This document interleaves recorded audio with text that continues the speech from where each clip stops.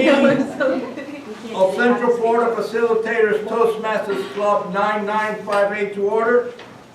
Thank you all for being here tonight. For all the guests in here, the restrooms, you can leave any of these 3 doors, make a left. The first opening, make another left, and it's all the way down the hall to your right. Both men and ladies' restrooms are there. At this time, please shut off your cell phones or put them on vibrate. At Toastmasters, we provide a supportive and positive learning experience in which members are empowered to develop communication and leadership skills, resulting in greater self-confidence and personal growth. Through this mission, each Toastmaster gains a clear understanding of the club's purpose, and the organization as a whole benefits from a shared set of values and goals. To do your thought and pledge, welcome Charlie Bombalier.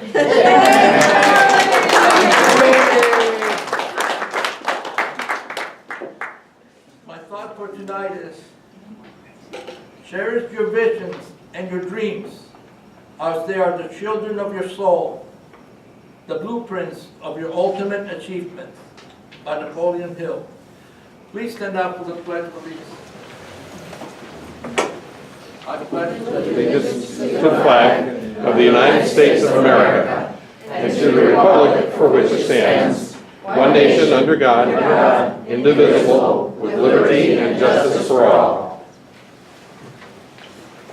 Ladies and gentlemen, fellow Toastmasters, please help me welcome our president, Mr. Jonthan Dunn.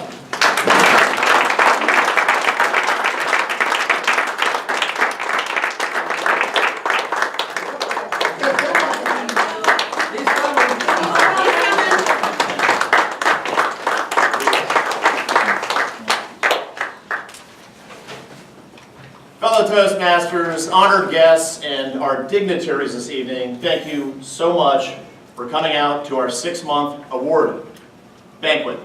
And while speaking of dignitaries, if you could stand up when I announce your name, just so the people in the room can be familiar with you, we would like to give you a round of applause as a show of appreciation for you being here this evening.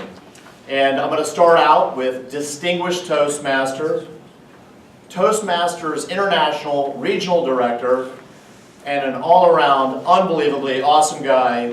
Please give a round of applause to Dennis Woolridge.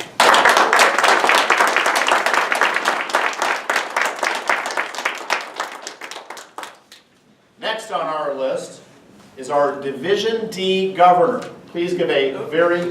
She's not here. Not here yet. Sorry. She must have been in the same traffic I was in.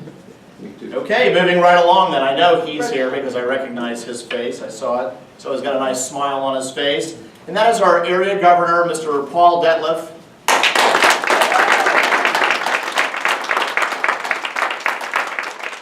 Of course, I see his lovely wife, Michelle, supporting him as always. Welcome to you also, Michelle.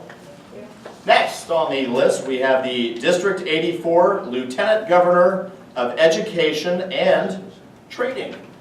And that would be Miss Rebecca McGilton.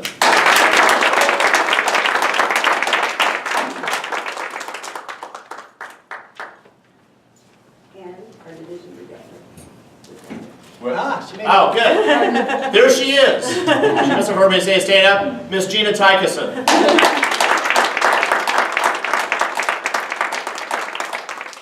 I see her husband Tim flanking her in support as well. Now, admittedly, I see a circled name here. I'm assuming this is not any sort of mistake.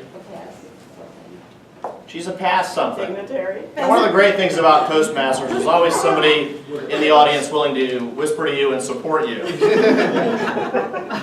I'm not going to make up any sort of a name here, but please give a very warm round of applause to Miss Stephanie Byrne.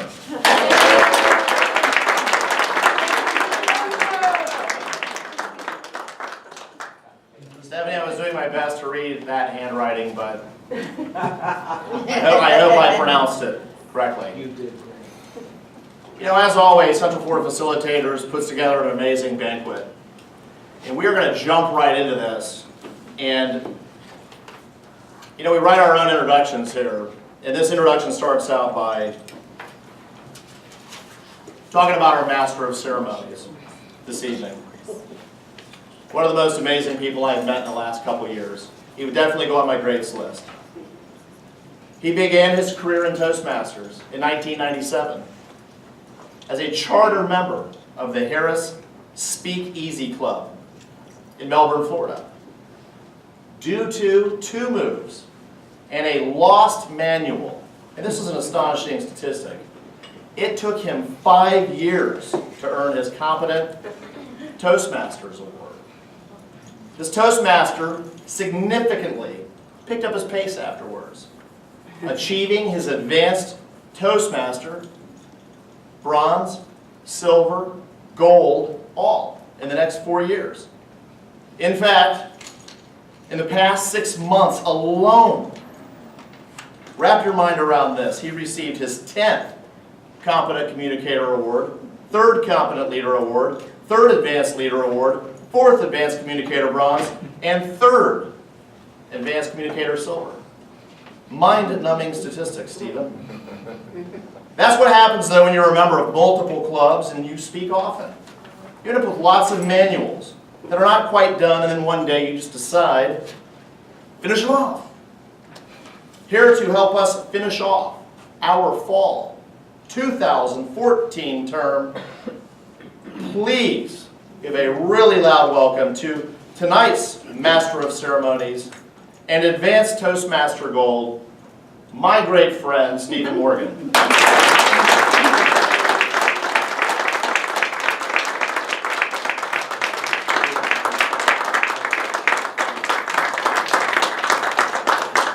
Thank you and welcome, everyone. It's been a long ride for the 6 months. It's been a long ride for the many years. Central Florida Facilitators started as a notion Tim Chastain had once upon a time, that he decided to pick the ear of Jessica Schlenk at the time, as they were at a meeting of the American Society of Training Development, the Central Florida chapter, which is one of the reasons we actually are called the Facilitators. That is an organization of professional facilitators, and they were the ones who decided this organization needs to get better at speaking. Let's start a club. And a few of the members who did start the club back in 2003 were members of that organization. As things happened, those first organizational meetings, those first demo meetings, those who were there, I was actually at that first one there, but a few of them remember the golf place. Yeah. Yes, and all that's left now is the sign over there on Central Parkway. Yes, those first meetings where we had the door open, the video game playing outside, the people coming in to take our orders and deliver the food in the middle of the speeches. It was an auspicious beginning. But as luck would have it, we had a connection that allowed us to move to a different location, which gave us room without any charge, and we began to flourish. Tim's idea back then was he wanted to become the world-class club, the one everyone would emulate. I think back then Jessica's idea was, I just hope I get through. Because she was initially worried, as she had said before, about getting started. She was a bit nervous about being the first president, but she did a great job, and I had seen what had happened there. Tim came into the president's job for that second year, and he was pushing really hard for that world-class club. Here's a fun story for you. That third year, they were looking for someone to be president, and Tim went to one person, didn't want to do it, went to his second choice, didn't want to do it, went to his third choice. By the time he got down to his fifth choice, I got the call.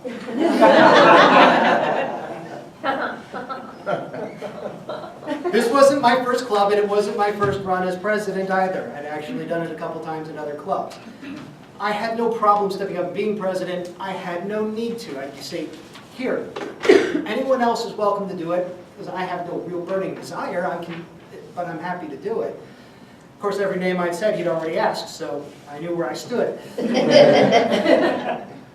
But it was an interesting time to sit down and talk, because my philosophy to Tim's was very different. He was going for the big world-class club, and he wanted to gung-ho, grow big, and really push for the highest quality.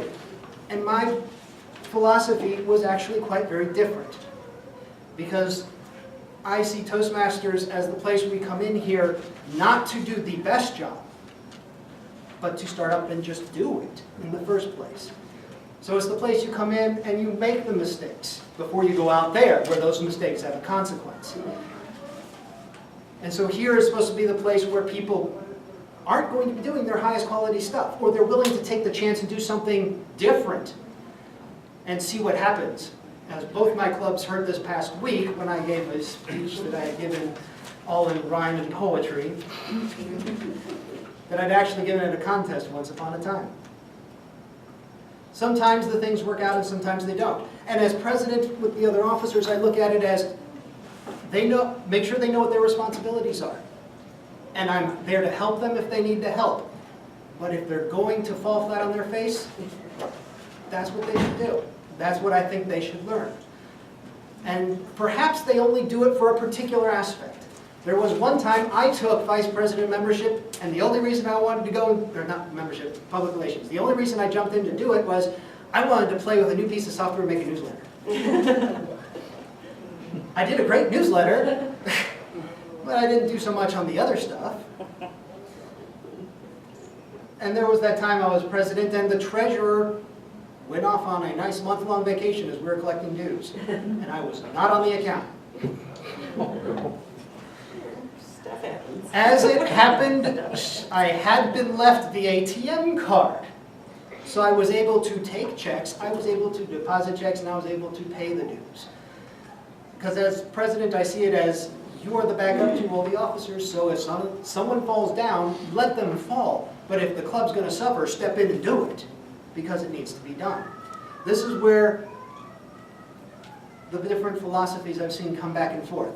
Some people look at it one way and some people look at it other. And there's none of them wrong. I had no problem with Tim saying, let's go for the highest in the quality and be the world-class club. That's great.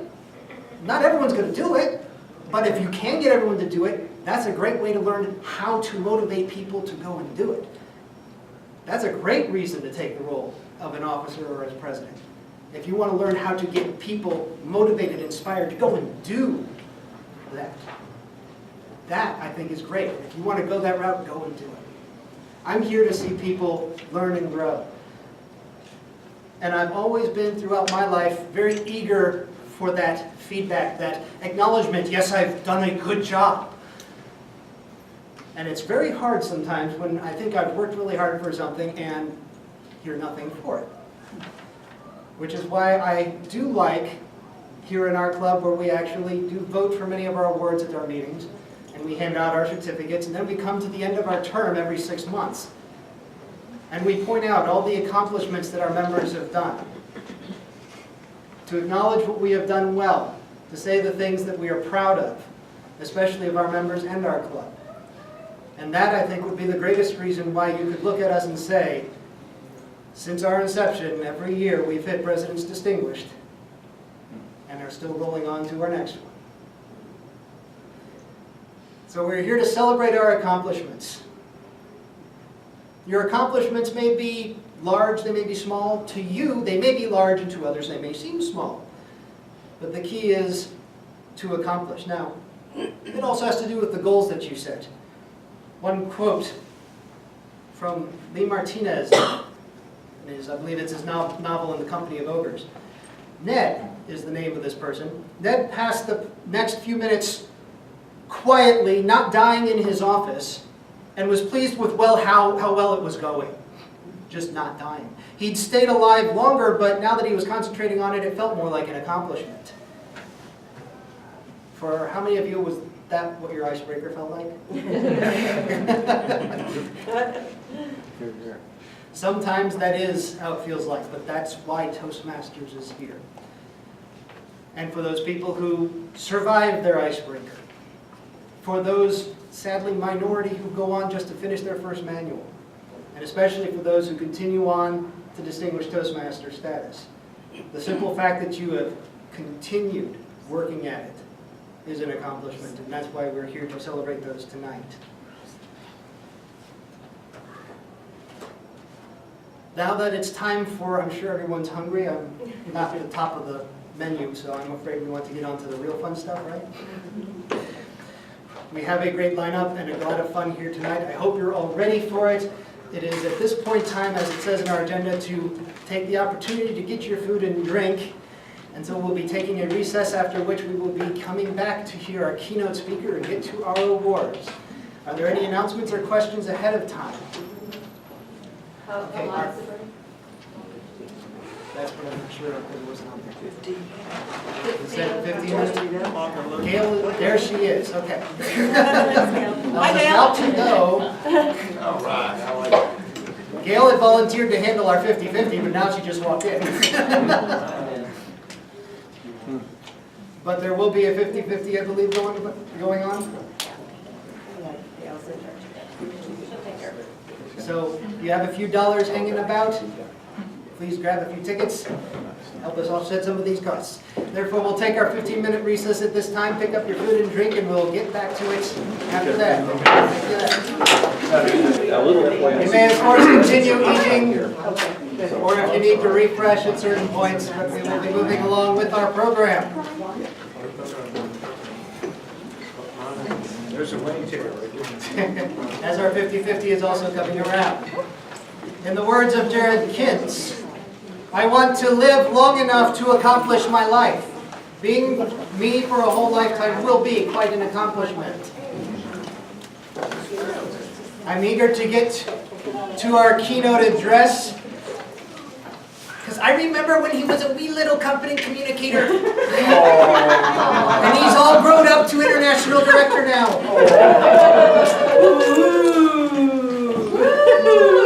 Now he's going to backslap me and put me back in my place.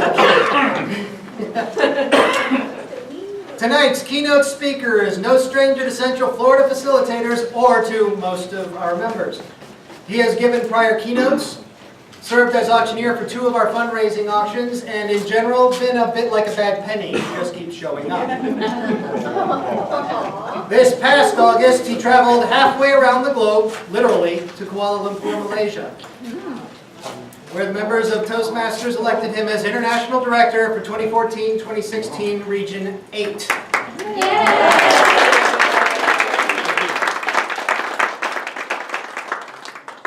If you want to know what Malaysia was like, talk to someone else. Because he saw little more than the inside of the convention center, such as the Toastmasters Board of Directors elections. Tonight, he will be speaking on leadership opportunities here in Toastmasters, but don't expect a checklist of jobs you can aspire to. Instead, prepare to go a little deeper into the why, the where, and the how of grasping the opportunities of leadership. Please help me welcome Distinguished Toastmaster, International Director, Dennis E. Woolworth.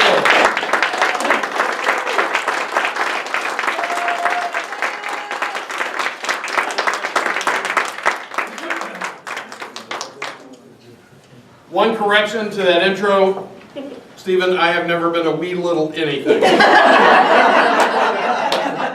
Much to my chagrin. It's really interesting to me that when Toni called me and asked me if I would deliver the keynote tonight, it brought to mind something that happened a number of years ago. Does anybody mind if I take this jacket off?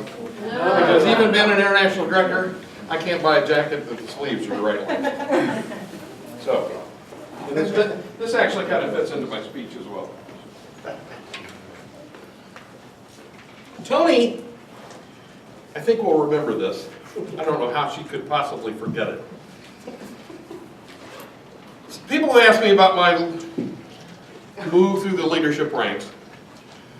I joined in 2006. And about 2 months after I joined, I became the VPPR at West Volusia Toastmasters. Like many people who get their first officer role, I got cajoled into it because nobody else was there to do it. Then I was elected as president of that club. About a month later, I think maybe a month before that, I joined Omni Toastmasters in Lake Mary.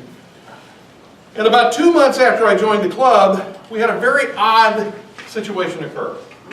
Our president sent everyone an email after the meeting saying, it's been fun, I'm moving, bye. And we all kind of went, what? Why couldn't you tell us this at the meeting that we just got out of? But so the next week, I was elected as the president of Omni as well.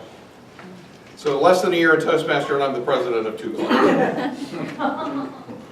But it was a good thing.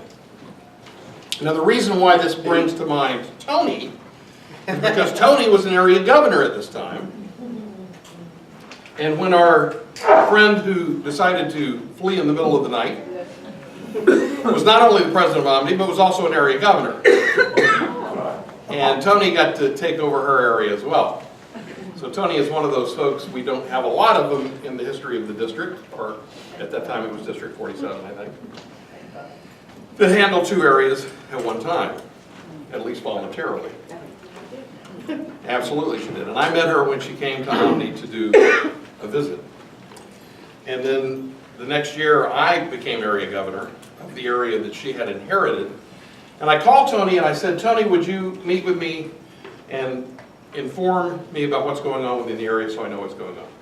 And Toni did, and it, to date, is one of the most informative getting together with somebody that I've ever had talking in Toastmasters. Toni knew what was going on. She knew what was happening in the clubs. And I realized that Toni was a very driven, goal-oriented person who knew what she wanted, how things should be done. And those of you who know Toni know that I'm right.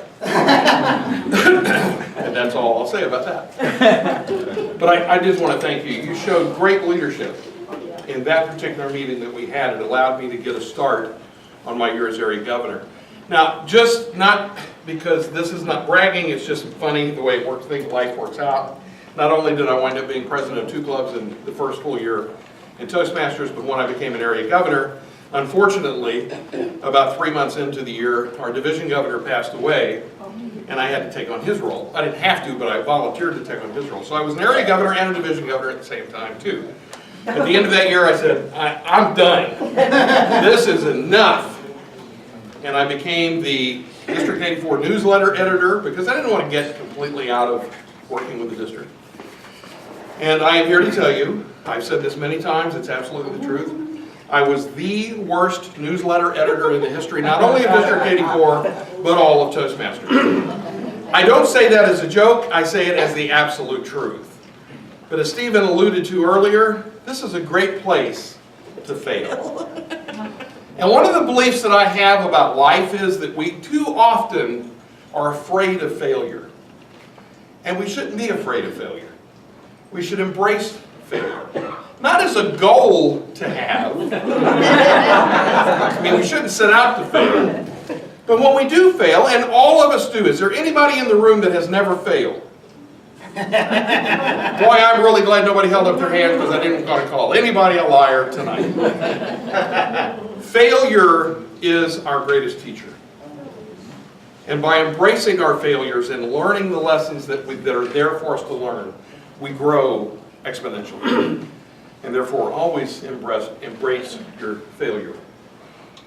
I then went on to become Lieutenant Governor of Marketing, then Lieutenant Governor of Education Training, then District Governor, then immediate past District Governor, a candidate for International Director, and was fortunate enough to be elected as the International Director for the next 2 years in Kuala Lumpur. That has been my ladder. Well, the region that I represent, it is a little impressive. I think it may be the largest region in the world. It's not the most active, and I'll explain that in a minute. Our region, your region, Region 8, takes in about the eastern third of Texas, wraps around the southern United States up to the North-South Carolina border, takes in all of the Caribbean and all of South America. So it's a pretty big area to represent. Now, the reason I say it's not the most active is because right now in South America, there's not a lot going on. There's about 20 clubs in South America. And there's actually a huge pilot program happening now in Brazil. In fact, our region advisor, Dave Hollingshead, just went down to do some work with the folks in Brazil. It's a brand new way of creating districts.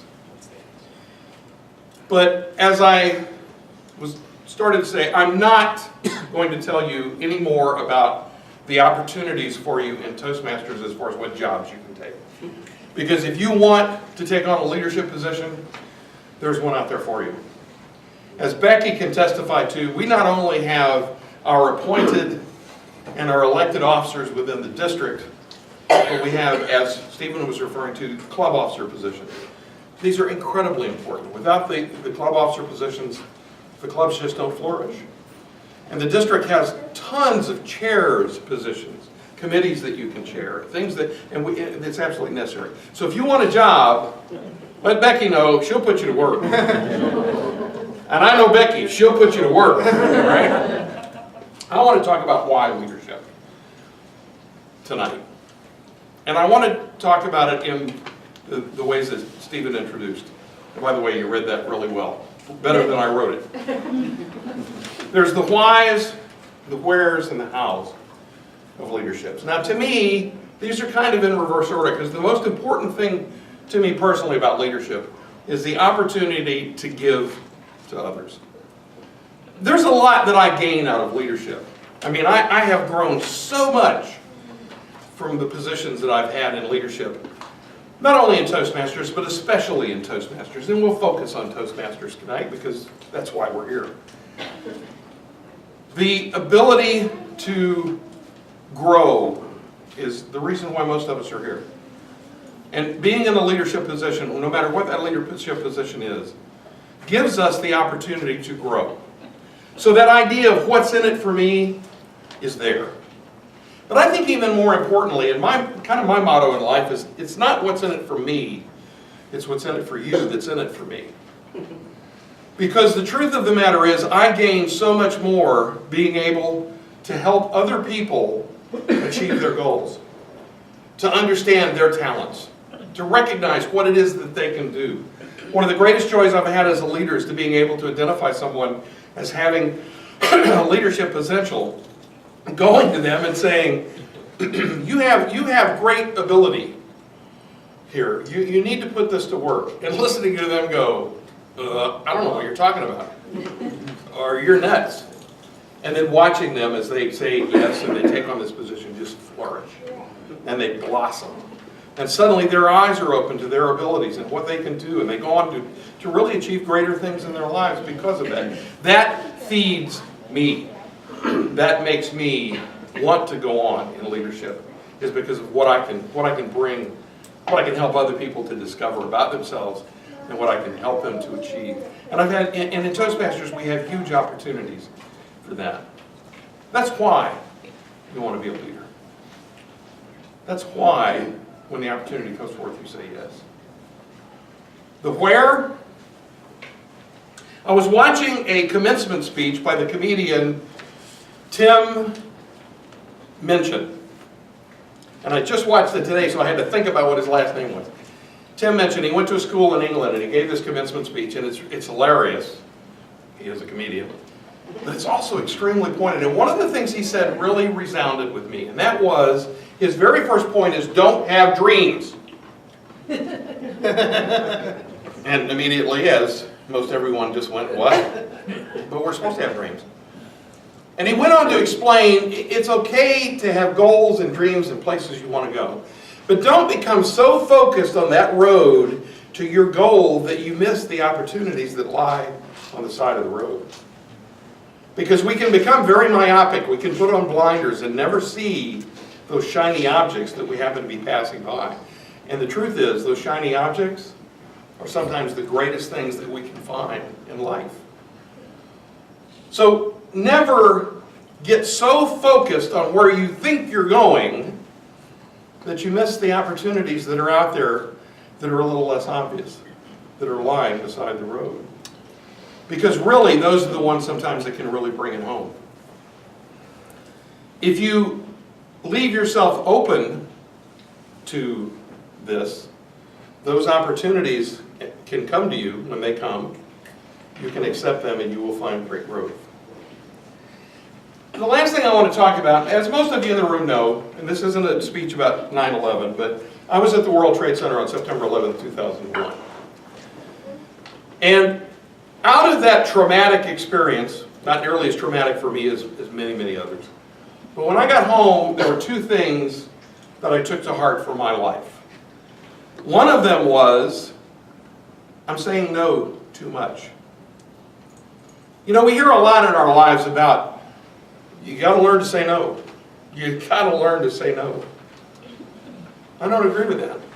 What I think we need to do is learn to say yes. Because there's too often when opportunities and challenges are presented to us that we say no and we back away and we lose the possibility of what's there.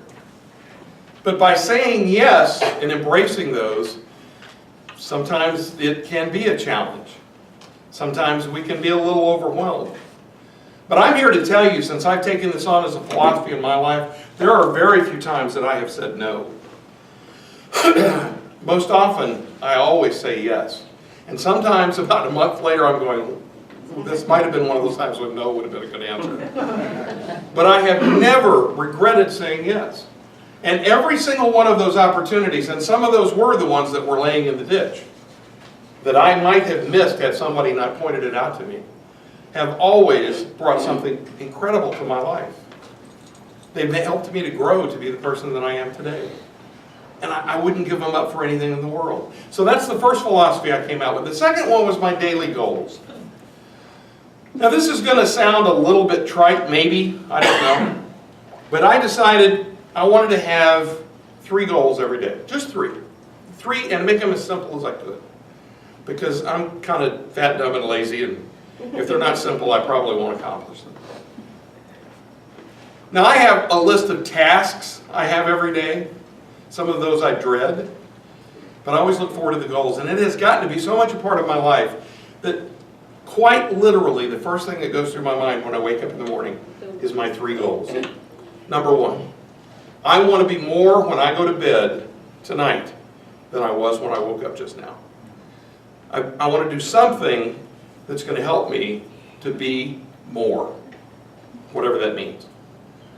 My second goal, I want to add value to at least one person's life today. It doesn't have to be earth-shattering, it doesn't have to change their lives, but I want to add value to someone's life today because really, in all honesty, I honestly believe that's why we're put on this planet, is to do things and to help others. And the third thing, and this really came out of that 9/11 experience, I'm going to have fun today. I don't care what it is I'm doing, I don't care how mundane it is, I'm going to have fun. Now the interesting thing to me is I came up with those late in 2001. They became a part of my life at that point. Toastmasters didn't enter my life until 2006. Almost exactly 5 years later. And the amazing thing to me is my 3 goals, almost every day those 3 goals are met because I'm a Toastmaster and because I'm in leadership.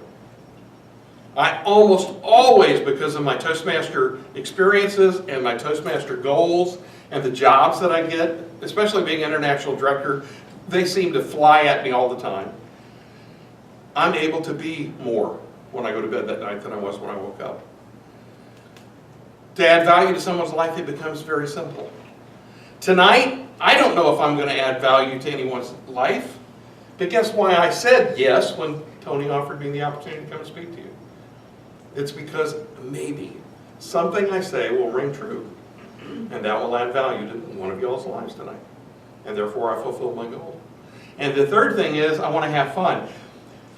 In Toastmasters, Dave Hollingshead used to say, and I really believe this, if you ain't having fun, you ain't doing it right. Everything that we do in Toastmasters should be fun. And I don't mean, you know, like going to Universal and riding the Incredible Hulk fun, but it still should be fun. That's the key that I want to leave you with the how is by saying yes. By opening yourself up to those kind of goals. To making that a part of your life as well.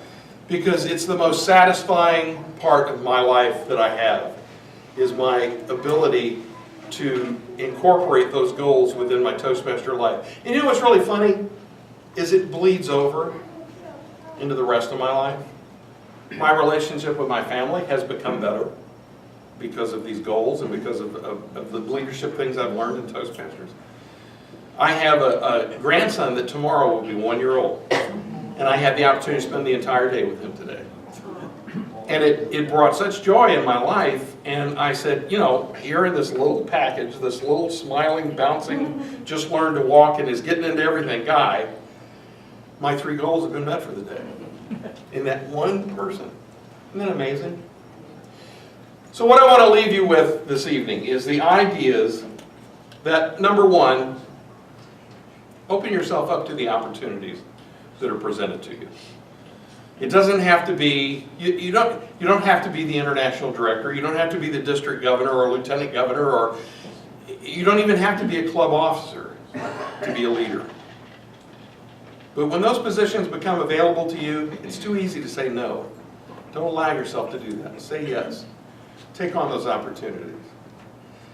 Recognize the opportunities as they come to you, because some of them are a little hard to see because they're down in the weeds on the side of the road and you're so focused on where you're going. And the other thing I want to say too is don't ever miss the opportunity. Opportunities don't show up in formal wear. Opportunities don't show up wearing a suit.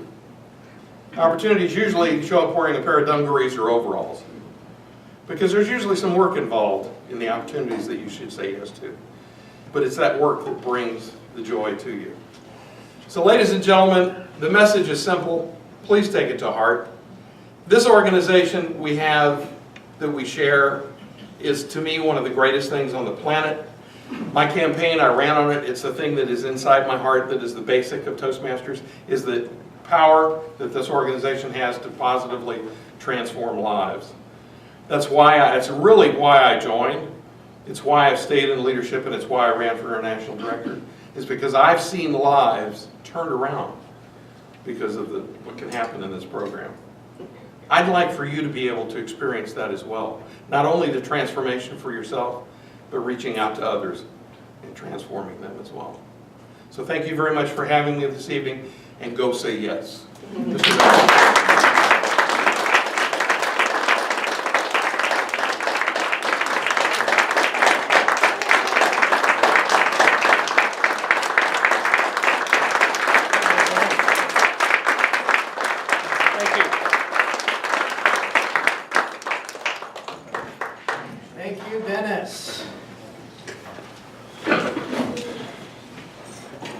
Time to say yes. It's time for our awards.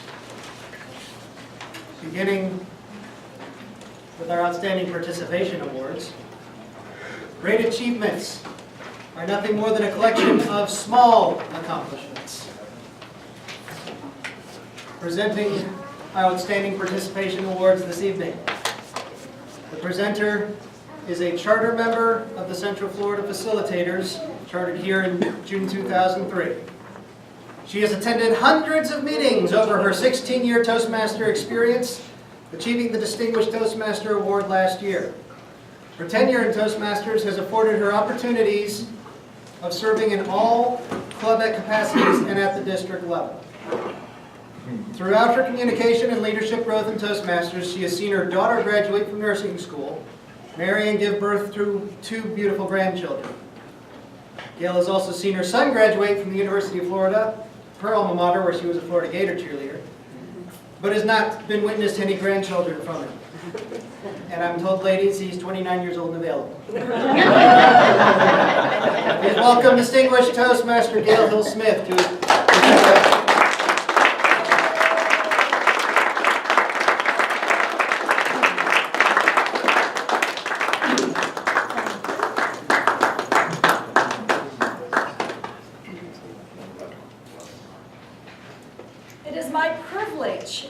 present these awards of participation.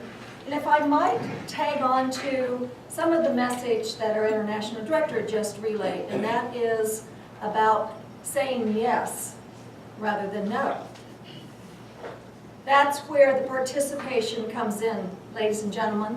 For those of you who are in Toastmasters and involved in Toastmasters, I think all of you know and understand that the more you participate, the more you say, yes, I will help do this at the meeting, or yes, I will give a speech even though your stomach has a gazillion butterflies in it, Or yes, sure, I will bring the wine. However you like to participate, it's very, very important. And as Dennis relayed, sometimes they're minor roles, sometimes they are major roles. But regardless of what role, regardless of how all of these Toastmasters participate, it has helped them in their growth in the communication and the leadership tracks that Toastmasters International has in place. So this evening, I would like to recognize Linda Earls for her participation in the meeting attendance.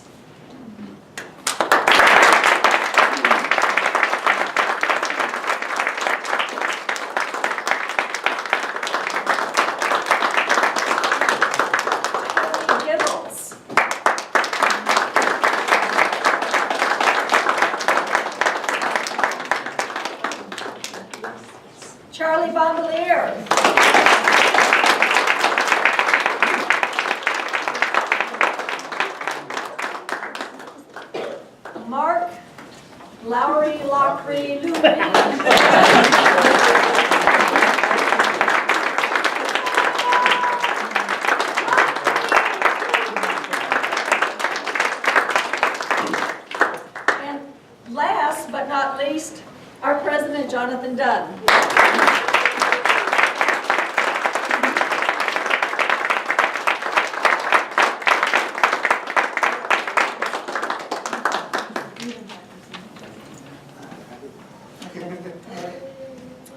And remember, you're not going to say no. You're going to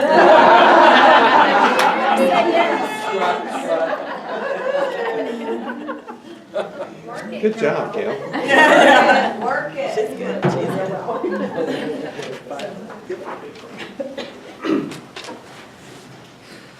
You measure the size of the accomplishment by the obstacles you have to overcome to reach your goals. Booker T. Washington.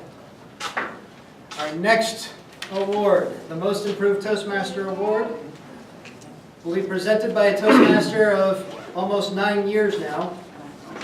She's the wife of a Toastmaster and the mother of 5 teenagers, a past Central Florida Facilitators President, the 2010-11 Area 42 Governor, and the 2011-12 Division D Governor. Please help me welcome distinguished Toastmaster Susan Morgan.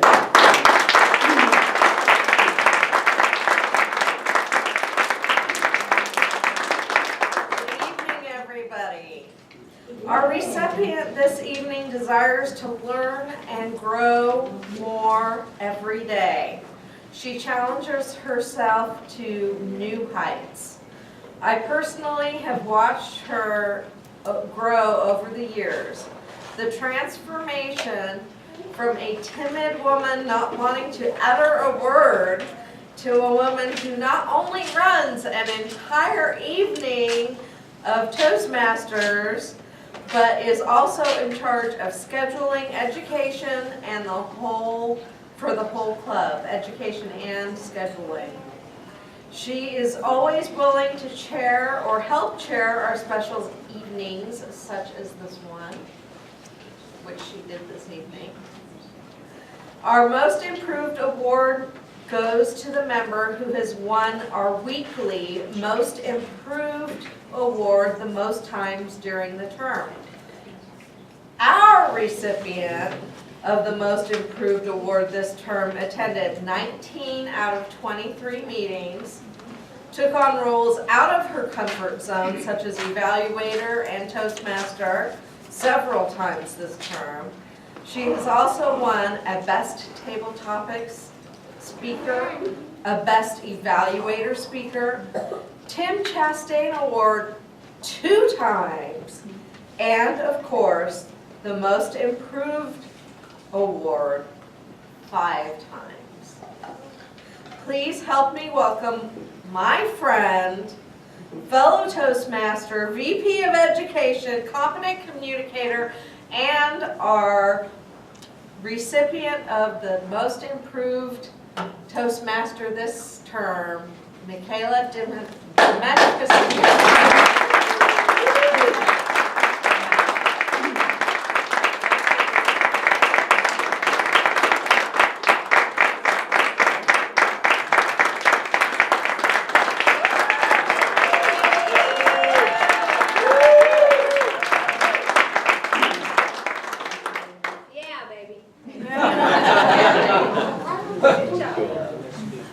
In the words of Harry S. Truman, it's amazing what you can accomplish if you do not care who gets the credit.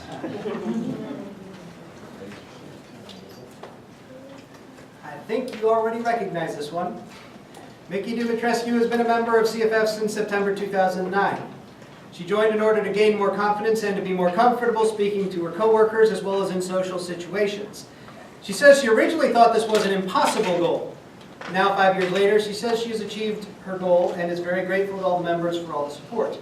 And regarding leadership, Micki never thought she could be a leader. That all changed when Micki was encouraged to become an officer. She held the club's secretary position for 3 terms and the very challenging vice president of education position for 2 terms. She discovers that she enjoys the leadership role and intends to motivate others to learn and grow. She has been acknowledged by the members many times in the weekly meetings. She earned the Most Improved Toastmaster Award just now. and also earned it in the June-December 2012 term as well. And she's been selected by the officers of the Outstanding Facilitator for December 2013 and January 2014. She looks forward to presenting more speeches over the next 6 months and developing into a more effective and influential speaker. Presenting our Tim Chastain Award this evening, please welcome Micki Dimitrescu.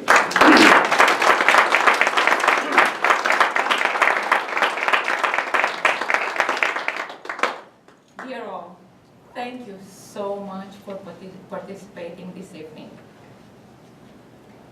Dear guests, I consider you my friends without knowing you yet, but I hope to get to know you very soon.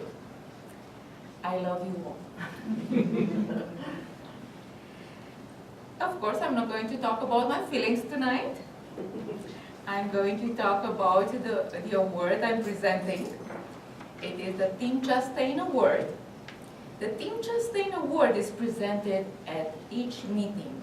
It is given to the individual that the president determines as the member contributing the most to each club meeting. Those of you that have attended Toastmaster meetings know that the entire meeting is all about the growth and development and contributing to each other, and often it is difficult to select the one member that contributed the most. This individual was selected the most of all members 6 times in the course of the 6-month term, despite having major surgery in August. This member only missed 3 meetings. In addition, to give you an idea of the level of her participation in the meetings, let me point this out within the last 6 months. She gave 4 speeches, was Toastmaster twice, was the contest master for our club contest, was general evaluator 4 times, where she was table topics master 3 times, evaluator 3 times, and had the functionary role 5 times. She's a well-rounded Toastmaster. You have heard the statistics, but what I really want you to know is what I appreciate the most about this Toastmaster. It is the heart she puts in this club. It is her willingness to share her knowledge with all of us. It is the hard work she puts into helping us grow and develop. She loves us. I can feel it, and I appreciate it a lot. Everything she does is perfect. Every role, every task. She is an example we should follow. She is one of the members that is like the spine of this club. It is thanks to her that so many members improve, because she gives us a lot. She brings so much value to our meetings. It's not, sometimes I have the feeling that we have meetings and it's just a meeting, nothing valuable coming in.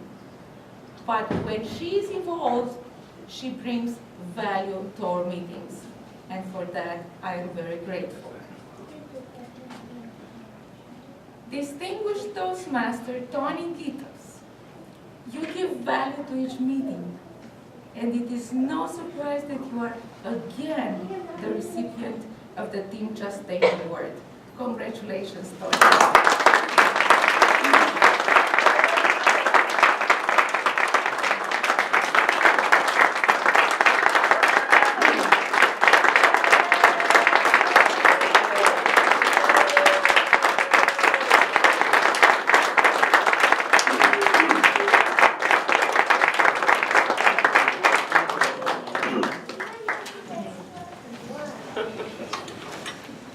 Okay, I'll take it back.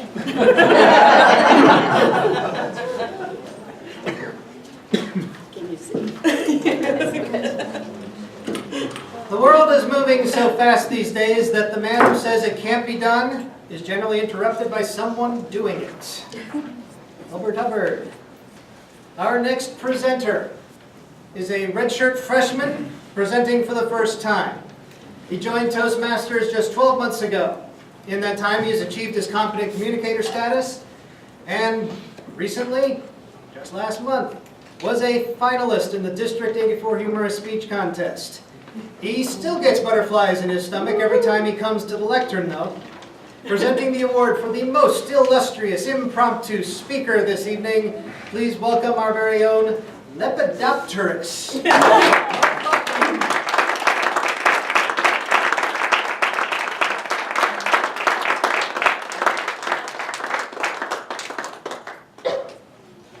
Unfortunately, life isn't always as well scripted as we'd like it to be. And we often find ourselves in positions where we have to think fast on our feet or act quickly. Fortunately for us, Toastmasters has a tool to help us with this. It's called Table Topics. And for those of you who might not know what it feels like to participate in Table Topics, think of yourself as a young 7-year-old.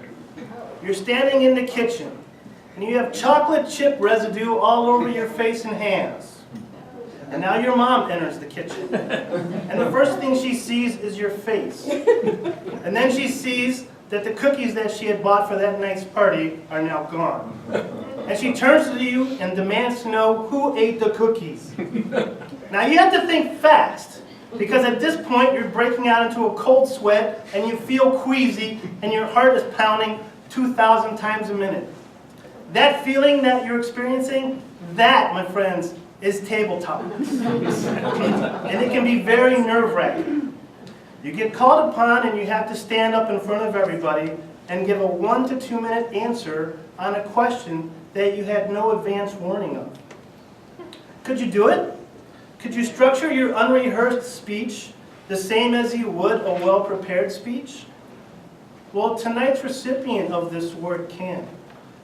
She has faced this challenge many times, and in doing so, has taken home the award for Best Table Topic Speaker on multiple occasions. Time and time again, she stood up with no preparation and gave us 60 to 120 seconds of her creative and unscripted insight. She made us laugh, and she made us cry. She told us about some of the chaotic experiences in her life. She even made us shiver with a description about her battle with snow. She even made us realize the benefits that we would all have if we captured our very own Sasquatch and brought him home to be a domestic pet. That was actually one of her questions, and yes, she nailed it without missing a beat. I have no doubt that if she were the 7-year-old standing in the kitchen that day with cookie all over her face, she would have walked away scot-free, while her younger brother, who was sleeping innocently in the next room, would have woken up to find himself grounded. Tonight's recipient for the Most Illustrious Impromptu Speaker Award, I'm glad to give this award to none other than Sarah Hunt.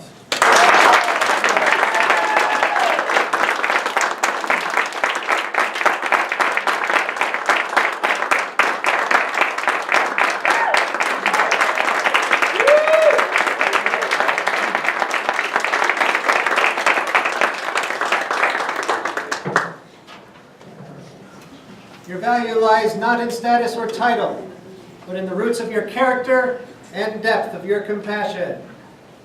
From Molly Marty. Our next presenter is diligently working his way through the Confident Communicator Manual and is proud to have been a member of the Central Florida Facilitators for the past year. He has received comments from coworkers and family alike about the distinct improvement in his communication skills, a benefit he attributes directly to his membership in Toastmasters. Please welcome to the lectern last year's recipient of the Most Winning Coach Award, James Riggs.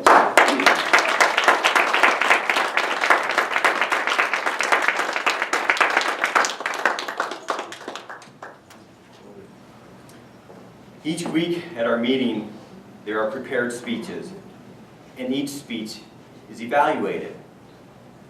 We vote on the individual that we feel gave the best, most instructive evaluation.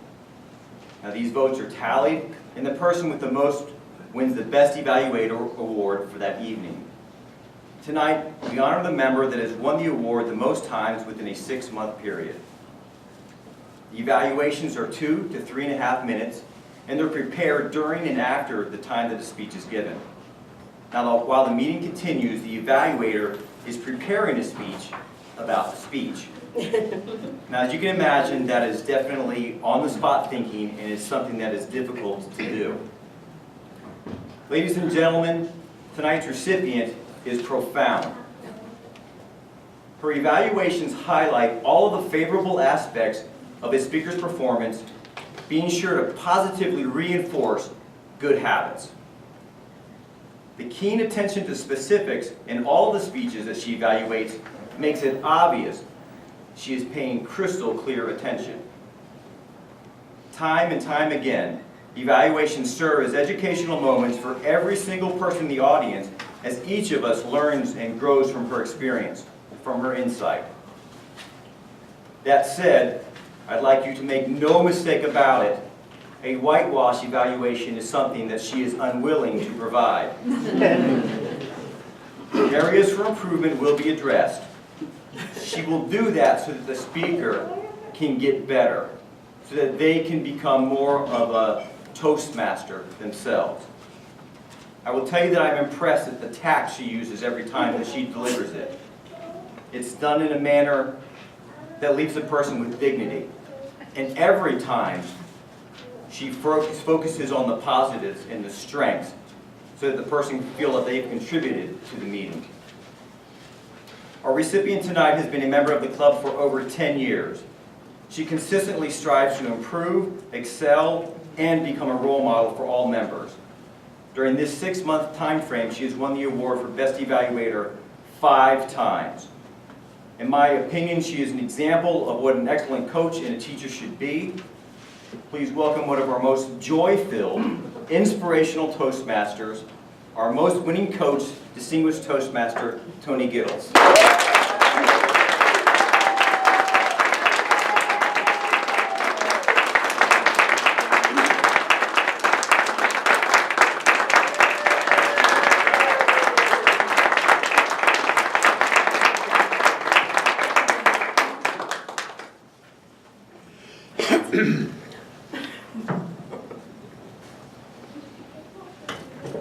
If you reach for the stars, you just might land on a decently sized hill. It was August 2012 when I first spoke with our next presenter on the telephone, inviting him to come to his first Toastmasters meeting. I know I certainly didn't know what to expect when I first met him, and I know he was even more clueless. It is interesting to see what is able to sprout like a mustard seed from such humble beginnings. To never having your life be the same for having met someone.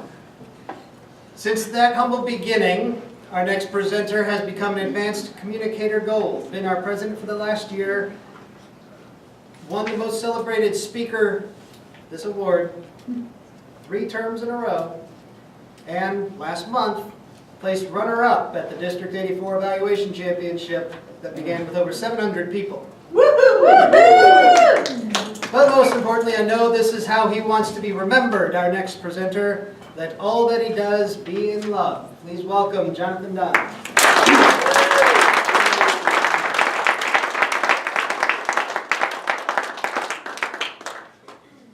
painful to have to give this award away tonight. I humbly referred to myself as the Michael Jordan of the Most Celebrated Speaker Award. I fell a few titles short, sorry Michael. But I am really privileged to announce this award. Every week at our club, and every part of the meeting is super important. This is kind of considered the meat portion, the prepared speeches portion. And every week the members vote on who they felt was the best speaker. 6-month term. This member won it by a landslide. 6 times in the past 6 months. And not only that, but he represented our club in the District 84 Championship for Humorous Speaking with his spectacular speech on regifting. And not only was it super funny, I'm a numbers guy. I cut my Christmas budget down by 75% with his speech. Highly educational. Don't worry, Jennifer, you won't be getting any re-gifts this year. And not only that, but Mark will have to get together after the meeting. I came up with like a hybrid of 6 degrees of Kevin Bacon and re-gifting. He recently became a competent communicator, meaning he completed his first 10 projects. And he did all do it as a redshirt freshman. He gave a speech on failing your way to success. And as a man for 41 years of my life, I was ashamed of my failures.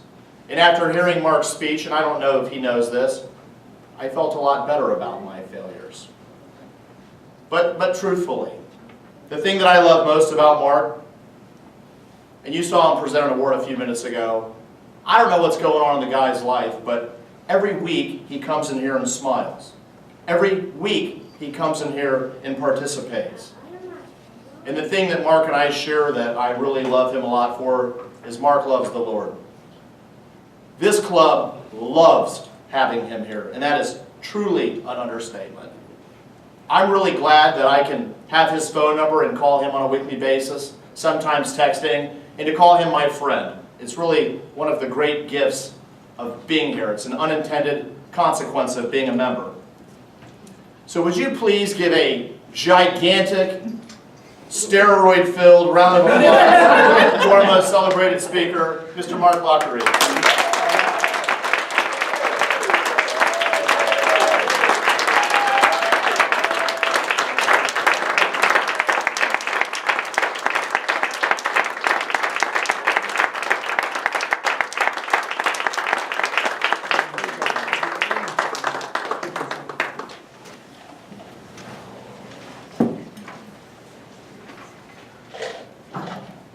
Do the best you can in every task, no matter how unimportant it may seem at the time. No one learns more about a problem than the person at the bottom. Sandra Day O'Connor. Our next award is the Jeanine Stroud Service Award. Jeanine was our club mentor, so you have a reference. Toni G has been a member of CFF since 2004. She joined Toastmasters in order to learn more about becoming an entertaining and humorous keynote and motivational speaker. Her interest in Toastmasters coincided with the publication of her first book project, Happiness is a Decision of the Heart. She has worked diligently on her speaking skills and is proud to have competed and won several club and area speech contests, including her humorous speech this year, The Bionic Woman, which she gave 3 weeks after having a total knee replacement. That's dedication. Or withdrawal. Toni has been recognized numerous times at our awards banquets tonight over the years. She's received the Tim Chastain Award 3 times, the Most Winning Coach Award, well actually now that's 4 times, and now the Most Winning Coach Award 4 times here. The Most Celebrated Speaker 3 times, the Jessica Schlenk Spirit Award once in 2005, and the Outstanding Facilitator in 2005 and 2012. She has a strong commitment to her own growth and development and has found incredible joy in mentoring many members over the years. She's definitely found a home in our club and in the Toastmaster organization. At first, she wasn't interested in the leadership program. She was encouraged to become an officer and has since served over the years as Secretary, VP Membership, VP Education, and is our longest-serving president 4 times, 4 full terms. So here to present the Jeanine Stroud Service Award, please welcome Distinguished Toastmaster Toni G.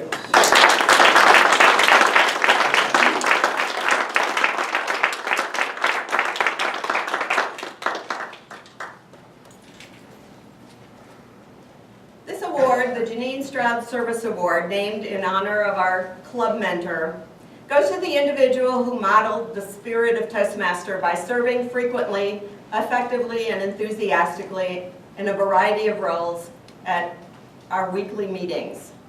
Jeanine Stroud was with us from the beginning. Every club has a mentor, an advanced Toastmaster who helps us develop skills and who leads us on the beginning steps of our journey. We kept track of every role held by every member in the Toastmaster Club, every Toastmaster in the club for 6 months. Actually, Sarah Hunt did that.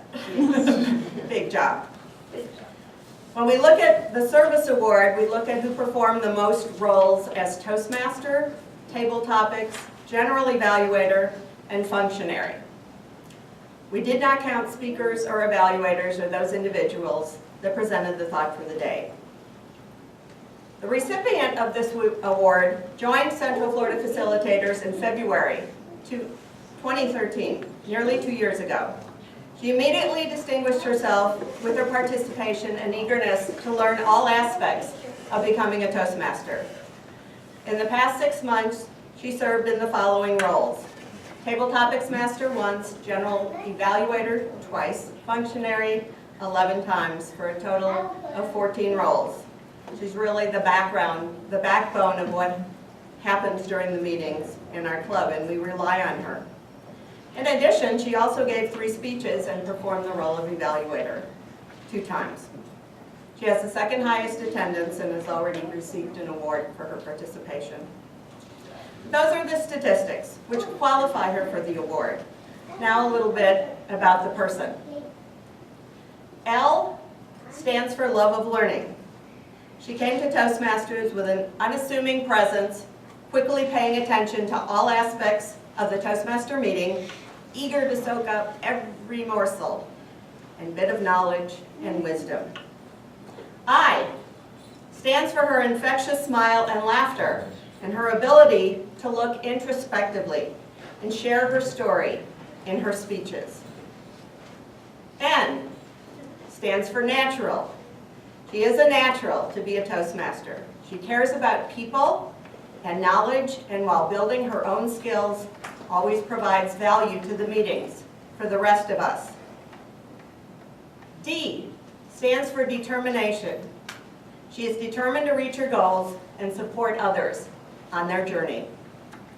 A stands for applaud. I applaud this Toastmaster for her commitment, her perseverance, her dedication to her own development and to the club. And A also stands for her amiable personality. Have you been listening? If you have, you know I spelled L-I-N-D-A, Linda.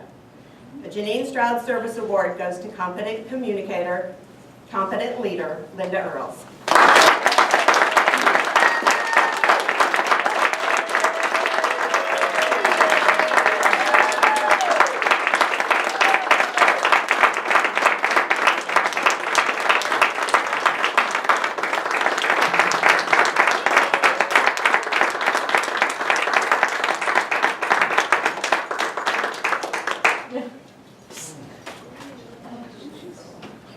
Do it badly, do it slowly, do it fearfully, do it any way you have to, but do it. Steve Chandler. The next award is the Jessica Schlenk Guthrie Spirit Award. Jessica, along with Tim, were the 2 co-founders for this club, and she was our first president. Charlie Bombalier has been a member of this Toastmasters Club for 5 years and has won numerous awards. He is currently an advanced silver speaker and has held several positions, including Sergeant at Arms, Vice President of Membership, and Treasurer. His passion is helping to stop child abuse, and currently is a mentor to several abused people. He also enjoys helping others reach their potential. Here to present the Jessica Schlenk Guthrie Spirit Award, please welcome Charlie Bombalier.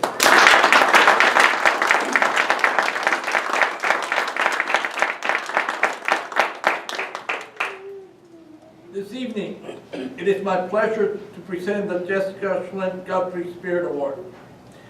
This award is given to a member of this club who has exhibited the spirit of Toastmasters by serving diligently throughout the past 6 months, by actively participating in weekly meetings, and by exhibiting concern for the club's continued healthy growth and welfare.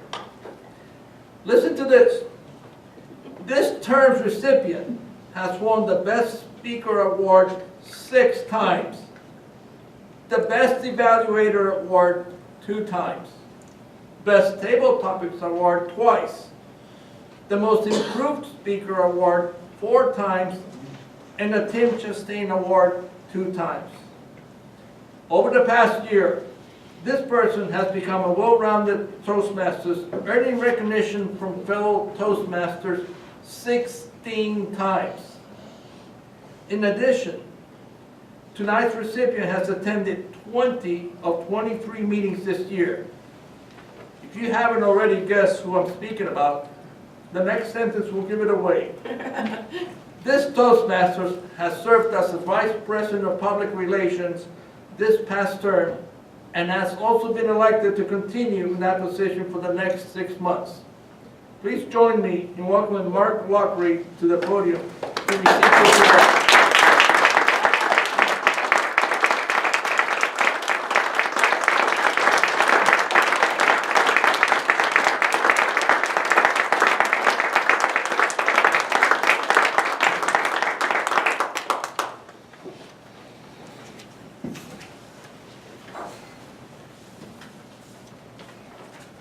If what you have done yesterday still looks big to you, you haven't done much today. Presenting our Outstanding Facilitator Award, please welcome back to the lectern our President, Jonthan.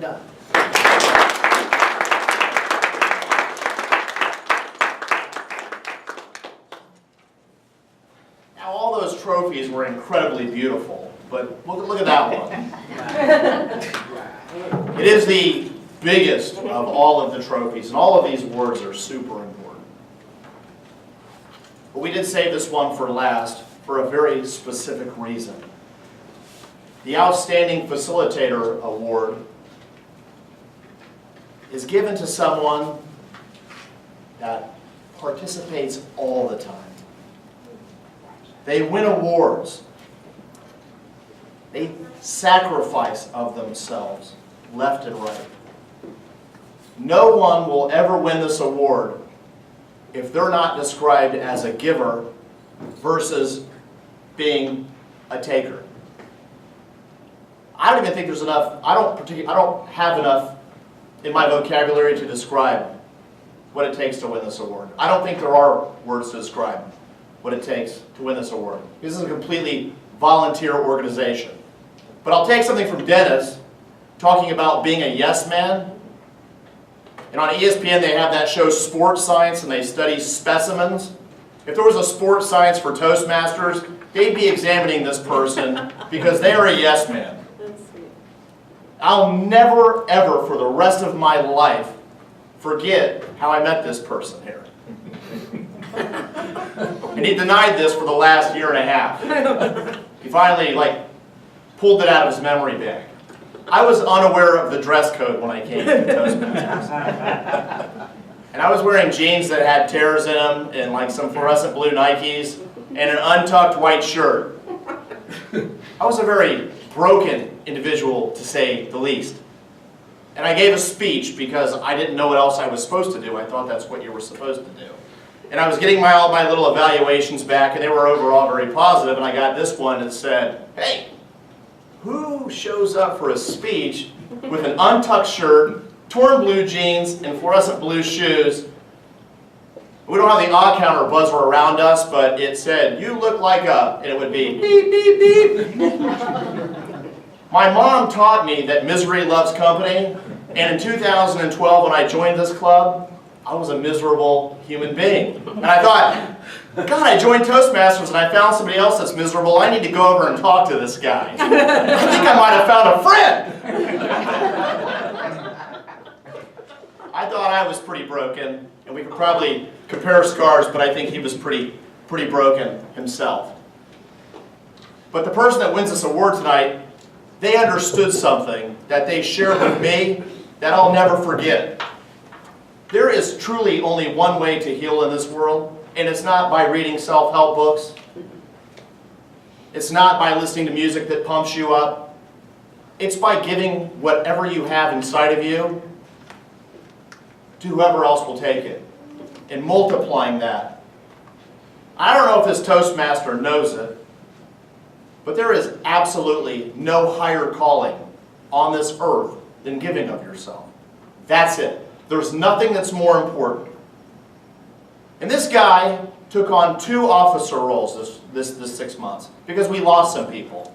And then we lost another person, and another person that just joined kind of stepped in, but they stepped in because this person had taken them by the hand and said, let's do this together. And isn't there a lot of power when you take somebody by the hand and say, let's do this? Because on a daily basis, we're on islands enough as it is by ourselves. When I met him, I was going through a tough time, and he hardly knew me, and he used to show up at my house with beautiful music by Josh Groban, nice letters. To this day, every single solitary day, perpetual like a Rolex watch, he sends me a message every morning. I'm thinking of you. I just called to say I love you. You're an inspirational person. It goes on and on and on. We are the average of the people we hang out with. That is a reality. My average was like down in the negative marks. I really only had one place to go, and that was up. Man, this guy like vaulted me into the stratosphere. He calls himself a survivor. I watched his speech last year. I think that's BS. This guy is no survivor. He is a thriver. And I don't know if you've met any people in your life that are inspirational lately, but when this person walks up here, introduce yourself to him afterwards. Because this is an inspirational person. And he's not inspirational even by the things that he says. It's by the things that he does. His actions speak so loud. I think it was Zig Ziglar that said that. I can't hear a word the guy's saying. Please welcome our most outstanding facilitator this evening, Mr. Charles Victor Vomelator.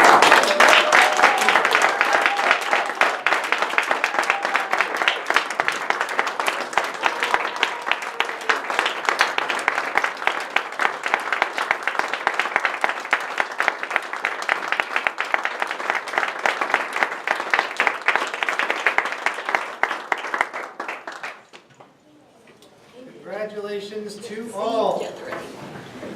Another year well done. Next on our agenda, our president gets to give his last speech in his office. I don't think he's had enough time to talk yet. But I would like to reintroduce for us our president for the past year. To finish us off, Jonthan Dunn.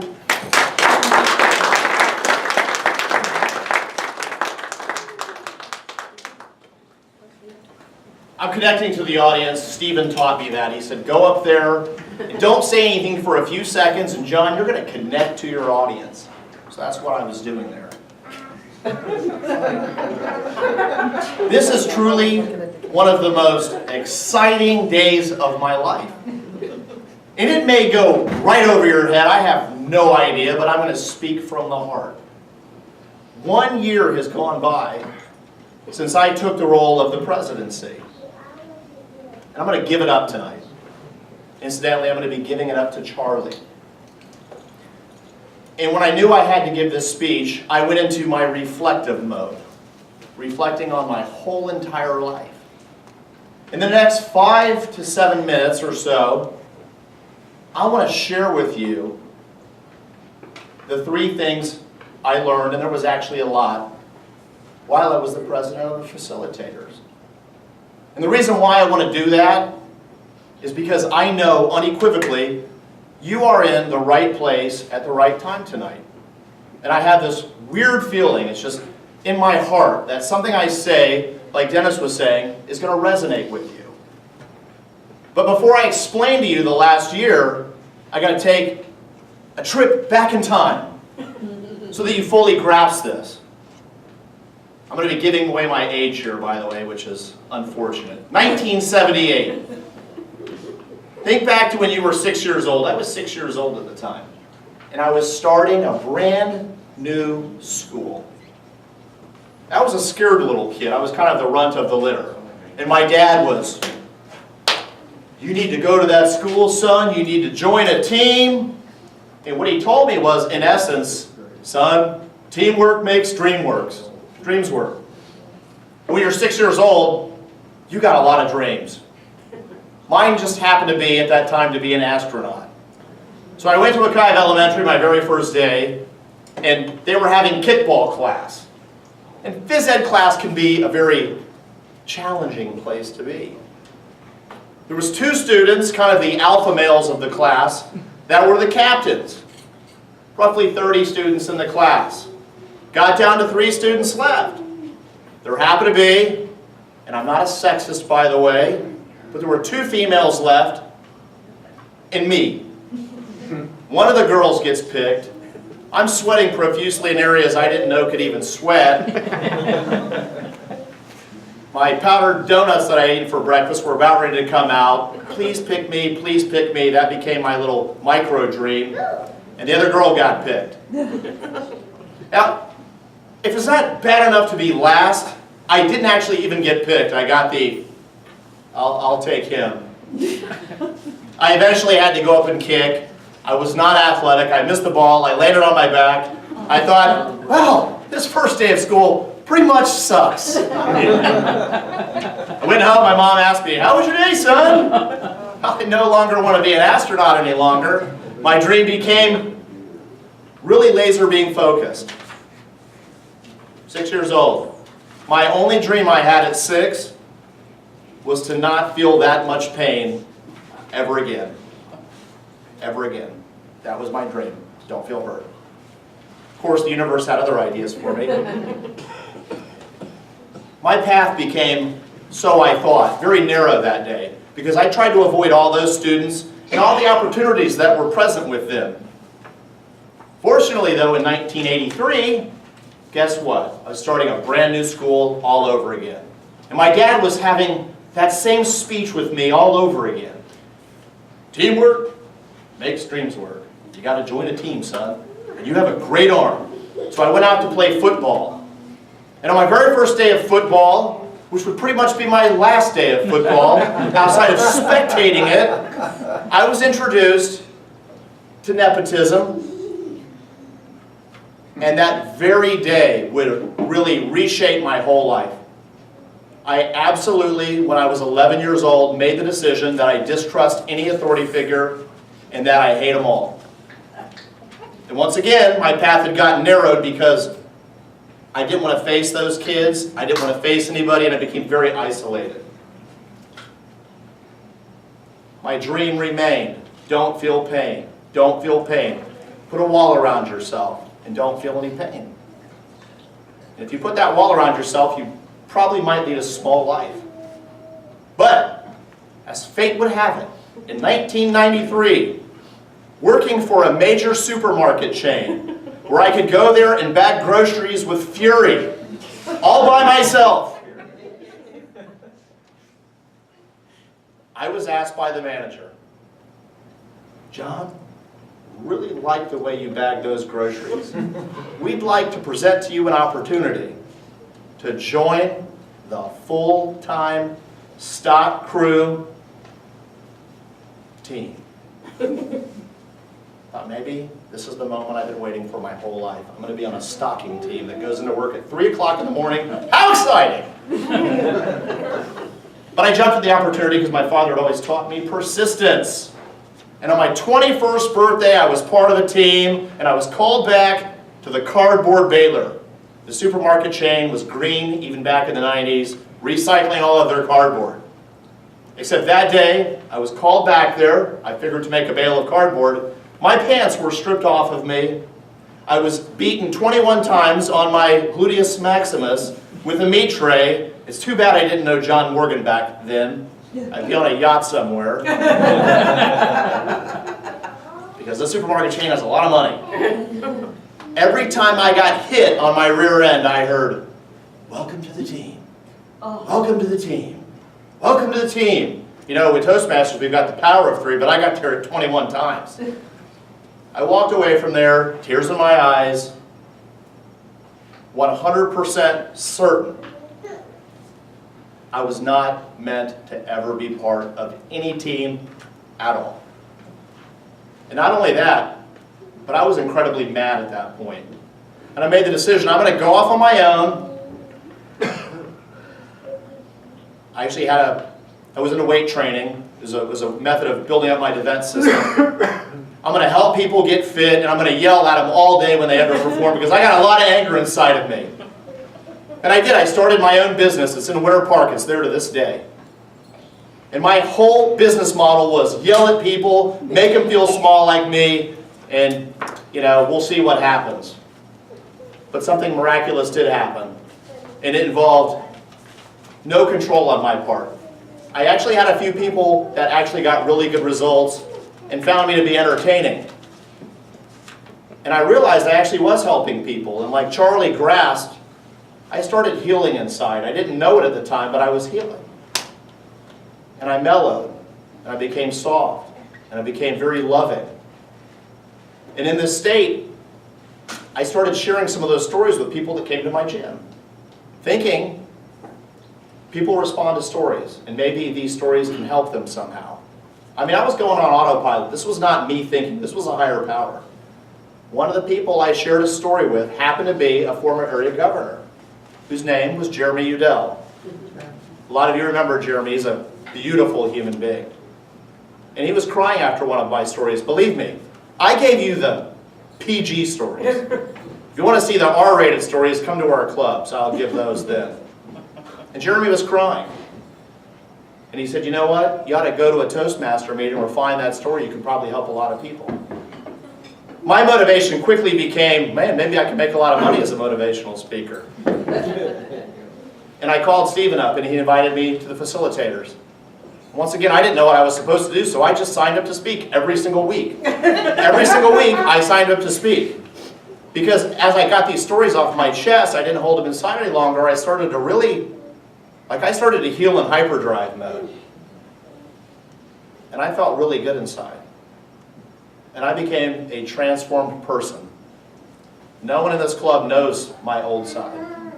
Now, Toni here, I now realize that after seeing enough people like Dennis get up and speak, she was like, I see something in you. I see something in you. My whole Toastmaster experience has been great so far. And of course, leave it to Toni. You know, you really should run for office.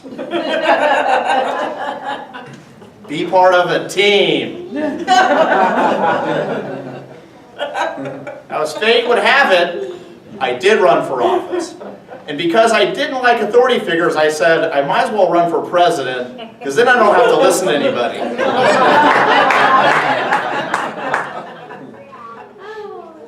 don't know if it was out of desperation, because there actually was an election, and I got elected. And I just figured, you know, I'm going to bring my enthusiasm to the club. And here's what I saw. I met a Charlie Bombalier. Man, I could have talked about that guy all night long. I met a James Riggs, who's an Altamont Springs police officer.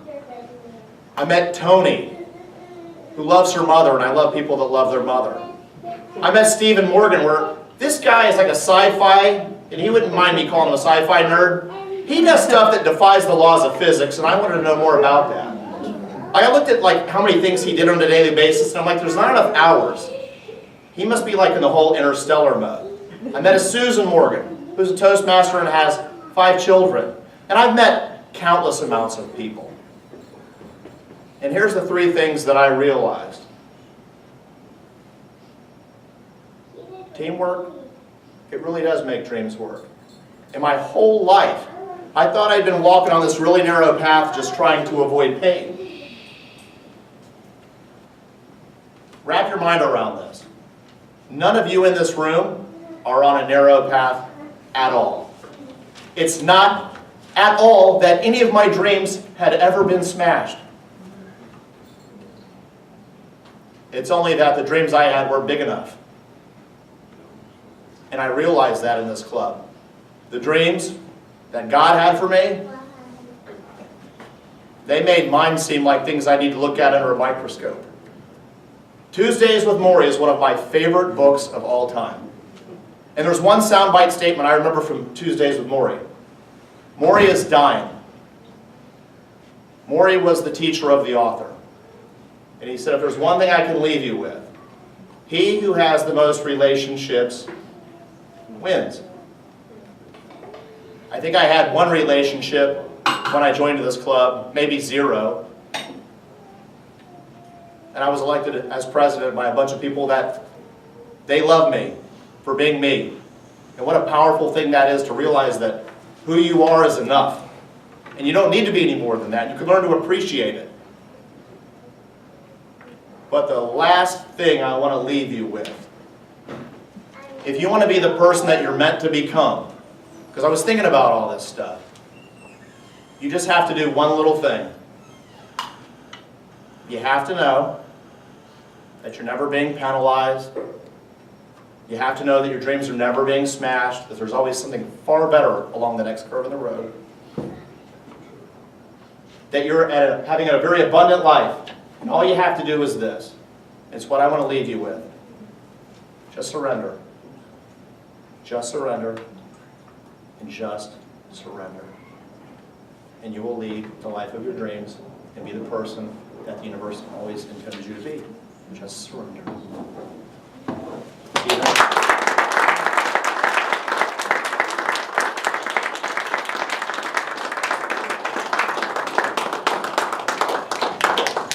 Thank you, Jonthan.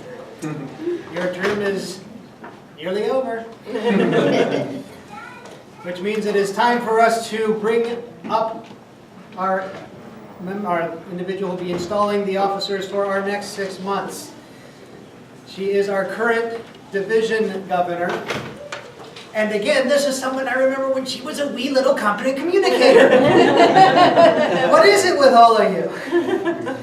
But she has since gone on, taken on several roles at the district level, and is now a distinguished Toastmaster. And I'm glad and proud to present to you for our installation of officers, distinguished Toastmaster, Gina, take us in.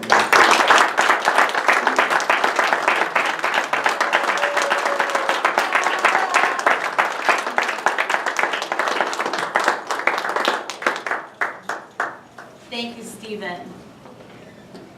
There's so many themes throughout this evening that resonate with me. First of all, I'm honored to be here as your division governor, not because it's a duty of division governor, but because so many of you have meant so much to me, and you may not realize that.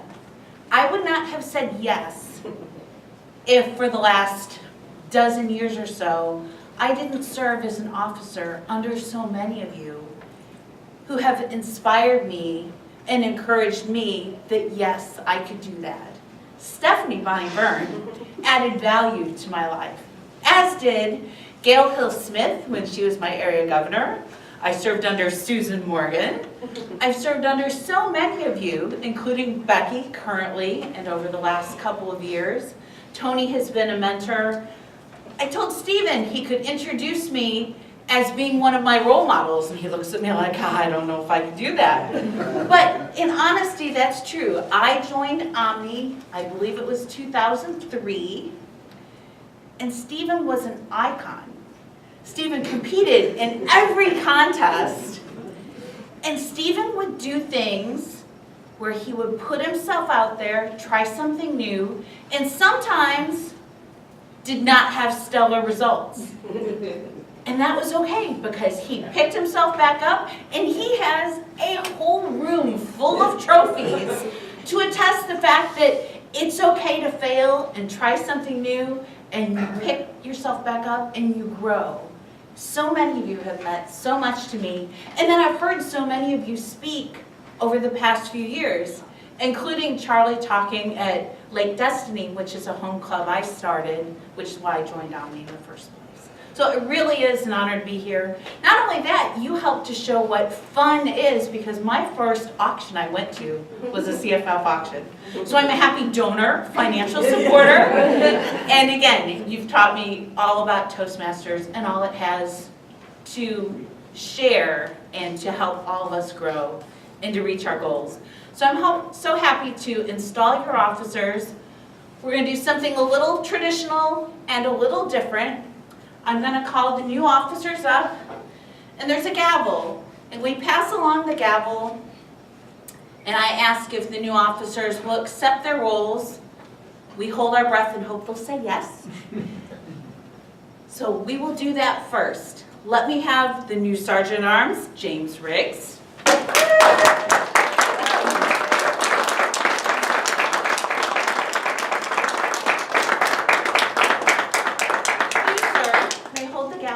Momentarily.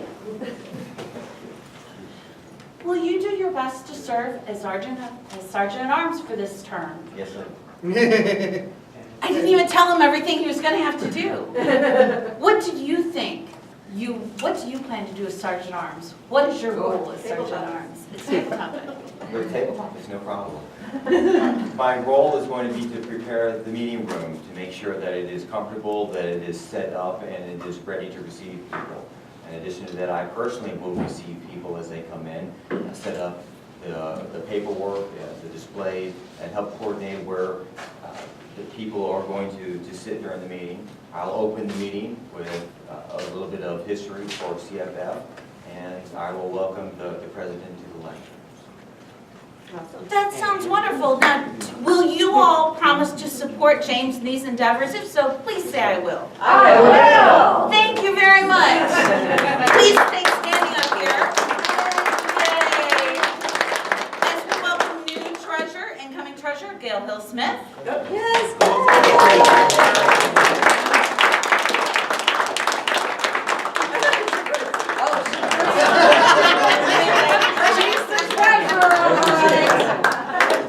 Could you please pass the gavel to Gail and remain up here? Gail, I think you're prepared to tell us what you plan to do for your term. I do. I not only plan to make this club very solid financially, even though we are a non-profit, but to collect dues from every member that is currently a member, plus we want to double this club. So I plan to collect dues from twice the number of members that we have. So members, be forewarned. Okay? That is my goal. Do you, CFF members, promise to uphold Gail in her endeavors? If so, please say I will. I will. Thank you very much.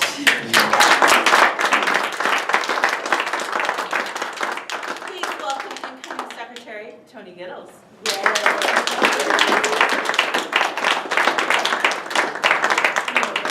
Toni, I can tell by the statistics that have been read that you have quite a job, but please share what your duties will be. My duties as secretaries are to keep the minutes of the regular meetings that we have on a weekly basis, as well as the executive meetings, to oversee paperwork. Whatever paperwork belongs to the club. And I'm not sure what else, but keep our tracking records of service, and endowing me with the support to do number work. Yeah, numerology, I guess. Okay, numerology. As Toni's club, do you promise to help her in her endeavors? If so, please say, I will. I will. Thank you very much.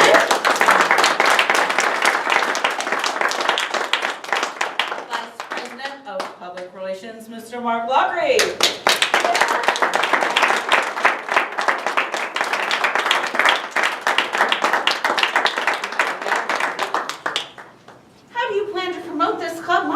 I plan to promote this club any way I can. And to be a magnet, to help this club be a magnet for all the potential future Toastmasters out there. Very good. And as your division governor, and the Vice President of Public Relations for ACE, which is our feeder advanced club. I will help you with that as well. If you will help both of us together, please say I will. I will. Thank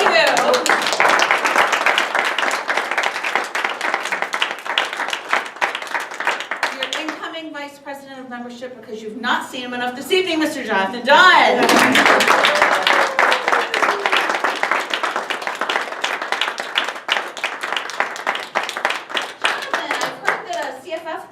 To build its membership. What do you plan to do in your term? Gosh, man, my voice is really getting tired.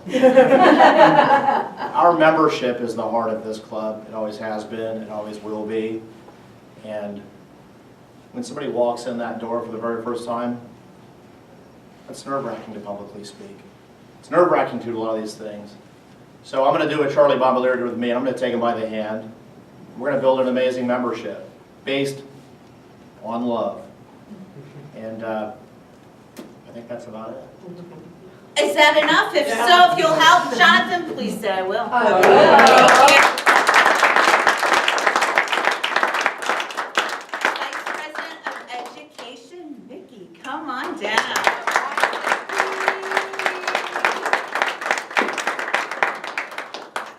Vice President of Education is often considered to be one of the busiest roles. Tell us what you'll be doing to help the club, and then they'll promise to help you. My goal is to bring the best in you. Our members are so talented, so skilled, and so motivated to learn, to grow, to improve their speaking skills. I want to be together with you and help you do that. I was a sorry Toastmaster when I started 3 years ago. And with hard work, I improved. If I improved, I promise you, you are going to improve with no work at all. This is my goal for the next term. Would you like the support of your members? Oh my God, yes. If you will help Micki, please say I will. I will. Thank you.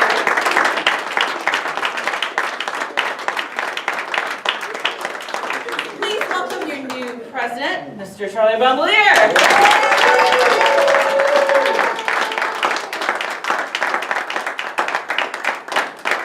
You have a gavel, sir. You have a term ahead of you. What do you see as your role as president? Quite frankly, with this all-star cast that I have, my job is going to be very easy. It's going to follow on the big shoes of my previous president and inspire everyone that comes through these doors to keep up the good work of Toastmasters. I think that is an excellent vision. If you will help Charlie, please say I will. I will. Now, before you're dismissed, can I hold the gavel for just a moment? The thing about leadership and the thing about being part of your club executive team is that you don't have to do it yourself because you have each other. And I hope that that's something that you all remember. So if I can have 3 of you to come over here, please. Doesn't matter which 3, just come on over. Okay. Mark, if you can scoot down here just a little bit. Jonathan, Micki, Mr. President, I'm going to give you the gavel. I want you all to huddle around. Charlie's going to come forward. I want you all to touch this gavel at the same time. What's going to happen? As hokey as this may be, I'm going to step over here. There you go. I want you to remember that your club will continue to succeed if, when one of you can't do the job, if the other can fill in, because that's what you all are. You're a team. Please give a hand for your new executive team.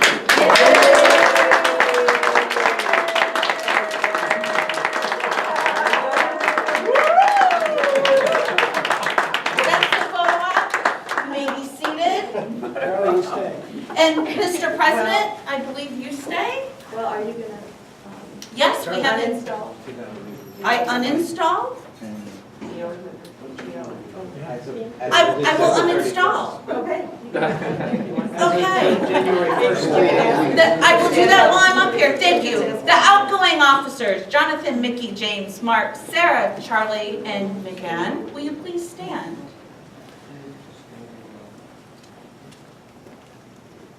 The club thanks you for your service for the past 6 months, for all that you've done to obviously keep the wonderful Central Florida facilitators flourishing. Please give them a hand. Thank you for their service. Their discharge.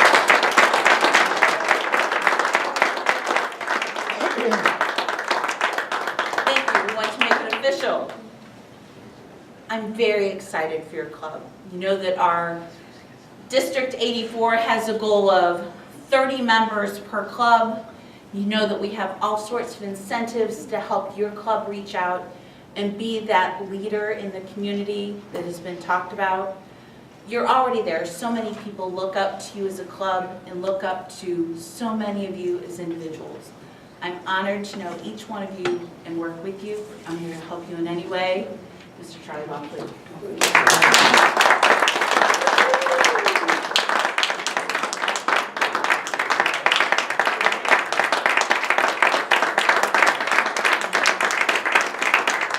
Thank you, Gina. There are not many people that can claim to be a self-made man or a self-made woman. Distinguished Toastmasters and fellow Toastmasters, and ladies and gentlemen. You are all familiar with the phrase, behind every great man is a great woman. Similarly, behind every success is a catalyst. A catalyst, by definition, is one that precipitates a process or event, especially without being involved or changed by the consequences. Every successful person has been encouraged or inspired by an idea, a problem, or a need that served them as a seed or a spark that began their journey on the path to their success. In 1924, Ralph C. Smedley saw a need. While working as the Director of Education at the YMCA, he saw a need for the men in the community to learn how to speak, conduct meetings, plan programs, and work in committees. From that need, Toastmasters was born. For 90 years, Toastmasters has been a catalyst for the success of tens of thousands of people. Currently, Toastmasters has over 14,650 clubs, comprised of over 313,000 members in 126 countries. Central Florida Facilitators is one of these clubs. The founders of our club are Tim Chastain and Jessica Schlenk. They saw a need in the Altamont Springs community and established the Central Florida Facilitators. Our club has been in existence for over 11 years, and we are actually privileged to have some of the original charter members as part of our club today. Central Florida Facilitators has been recognized as the distinguished Toastmasters Club, as evidenced by our many awards that we have received. Simply stated, that means our members continually strive and achieve progressively higher levels of competent speaking and leadership skills. I have been a member of Toastmasters for 5 years. During that time, I have witnessed tremendous amounts of leadership in action. The success of this club is the direct result of the quality of our past leaders. They have helped me to grow as a Toastmaster and personally. They have been a model for the kind of person I aspire to be. I have been inspired, and that has led me to where I am today. I stand before you tonight, humbled and honored, in the shadow of our past leaders and accept the role as president of Central Florida Facilitators Club for the next 6 months. In closing, this is my challenge to you. If you are a Toastmaster, I challenge you to be inspired, to raise to a higher level of achievement. If you're not yet a Toastmaster, consider joining and allow Toastmasters to be your catalyst to your success. Thank you.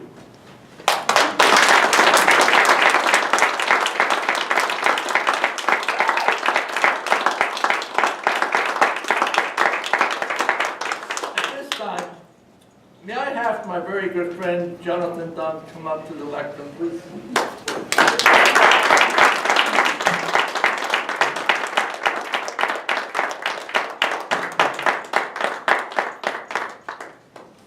I have something to say about his speech that he gave in my presentation.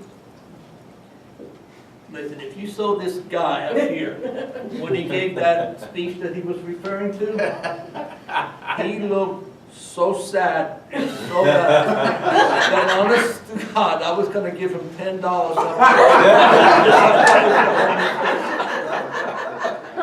Look at him now. It is my great pleasure to give this award to my very, very best friend. You know, he talked about inspiration. He is the epitome of inspiration. You should see him in the gym. He's brutal, but he does inspire you. In recognition for outstanding service and leadership to Central Florida Facilitators Club 9958, from January through December 2014, 2 consecutive terms as president. Thank you very much, sir.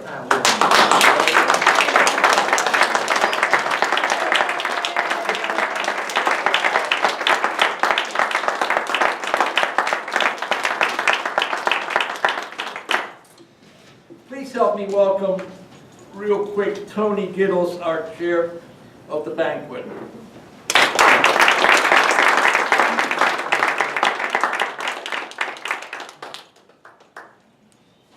You may wonder, don't we get tired of acknowledging our members?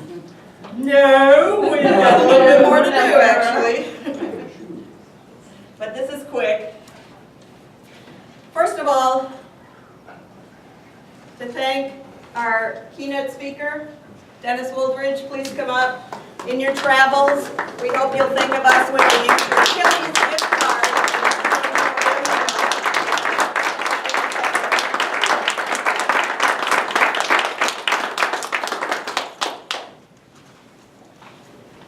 There is an individual that actually didn't get recognized tonight that deserves some recognition, so I'm going to do that.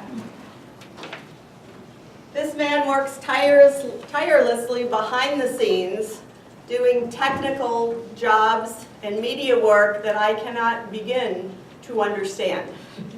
But he needs to know that all of the officers and all of the members appreciate what he does for this club to help us grow and to hopefully someday teach us all what you're doing. But also thank you for being our Master of Ceremonies. Again, 2nd time in a row, and we have a gift card for you as well.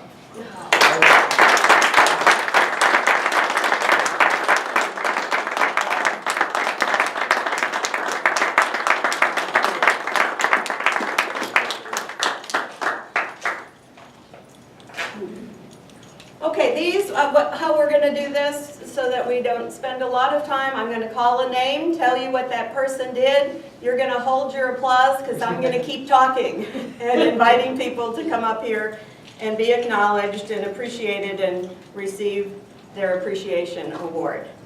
Susan Morgan, thank you for the trophies and all the extra stuff you did. It was a lot. Gail Hill Smith, 50-50, and we're not done with that yet. You can sell tickets while I talk. Yes. And also for organizing the decorations. Thank you, honey. Emma, there's $5 on that table. Leave me some tickets. Woo! Are they Jonathan more Dunn fives? for coordinating the food and I think bringing the most guests.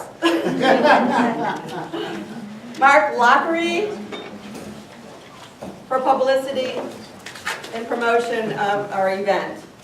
Micki Dimitrescu for being my sidekick and reading every single email that I sent and advising me for creating the programs. And yeah, everything else. Yeah, you know, it's a lot. And one last recognition, which I feel is deserved, and the officer agreed, so this will be a surprise. In recognition of her attendance and participation at Central Florida Facilitators, she came almost half of the time, but against all odds and the circumstances of her life.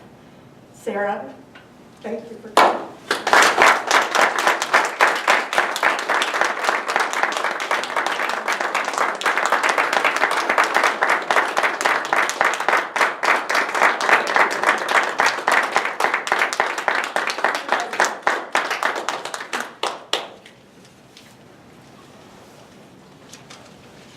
Thank you, Toni.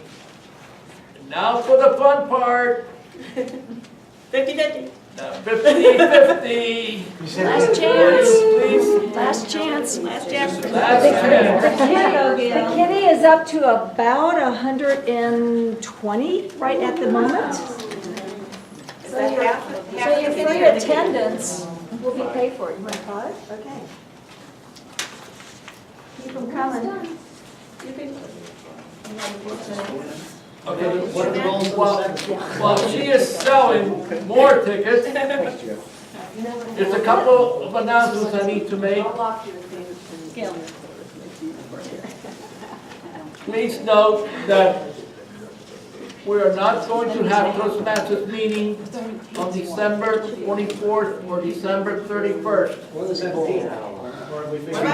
On the 17th, we're going to ask Mr. James Riggs to come up and tell us about our dinner.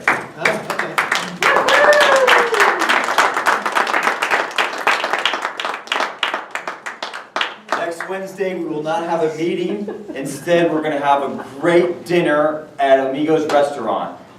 We want you to bring your family, we want you to bring your friends, we want you to bring your smiles.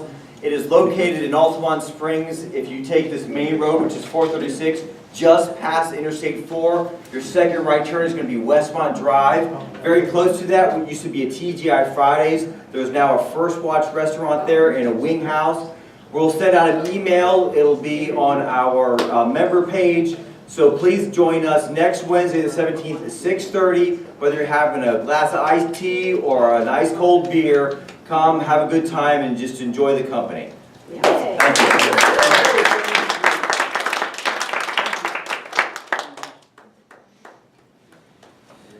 One very important note for all our officers and new installed officers. Our officer training is going to be January 10th.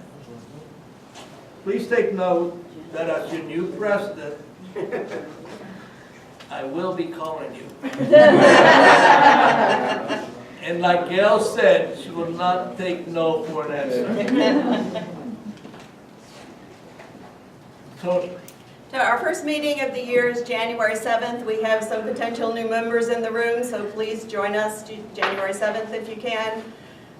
In addition, there was something else I was going to say. Oh, I hope you can tell we like each other in this club. We really like each other.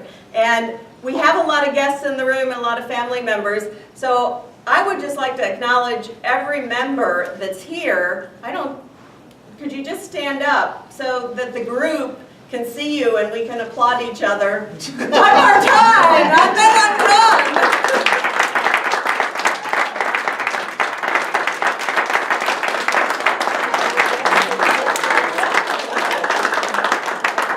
And there's more of us. We're just not here tonight.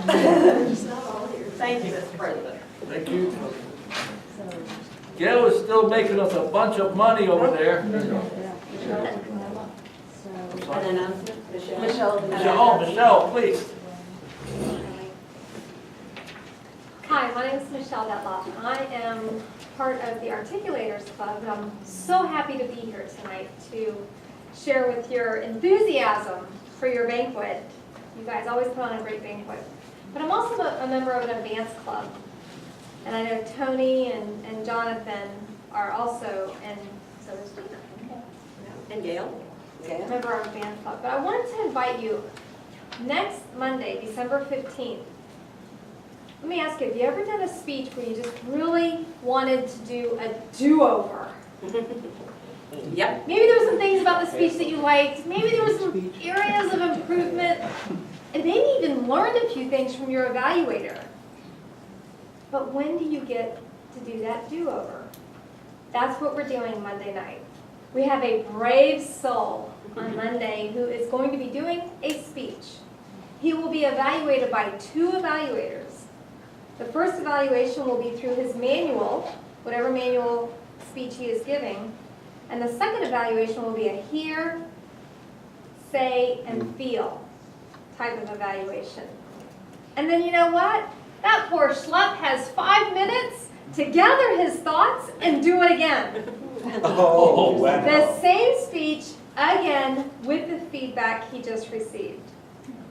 But if you decide to join us on Monday, what you will receive is after the second time he gives that speech, you can actually give your feedback of how you felt, whether he improved or didn't improve based on the recommendations that he gleaned that evening. I hope that you'll join us. This is for ACE Advanced Toastmasters. All are welcome. We meet at the CenturyLink building until they close.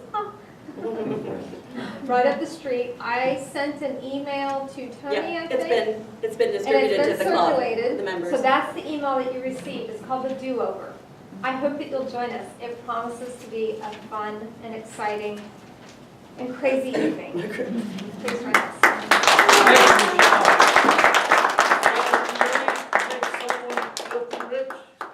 Filthy rich, yes. In this kitty, are there any last minute? Yeah? Okay.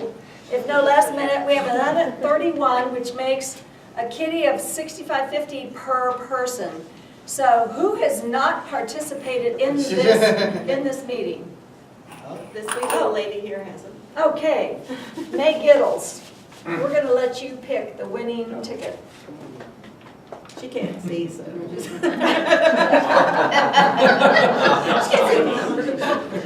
Okay, there's 3 tickets. There's 1 ticket. All right. So, as your new incoming treasurer, we have made at least $65.50 to offset the wine, and the wine.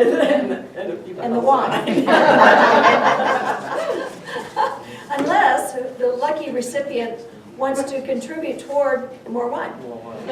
Okay, the lucky ticket number, everybody got it? 1, 2, 3, 8, 4, 5, 6. We're way off on that one. I got it. Yay, It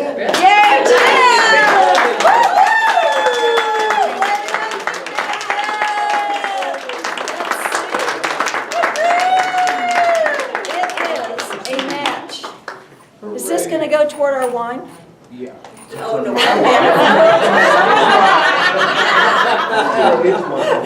Towards his wine, Mr. President. Thank you, Jeanine. Okay. Thanks, Tim. Is there any other business? Thank you. I want to thank you all for coming, and especially my wife for the support that she has been giving me. If there's no other business, meeting is adjourned.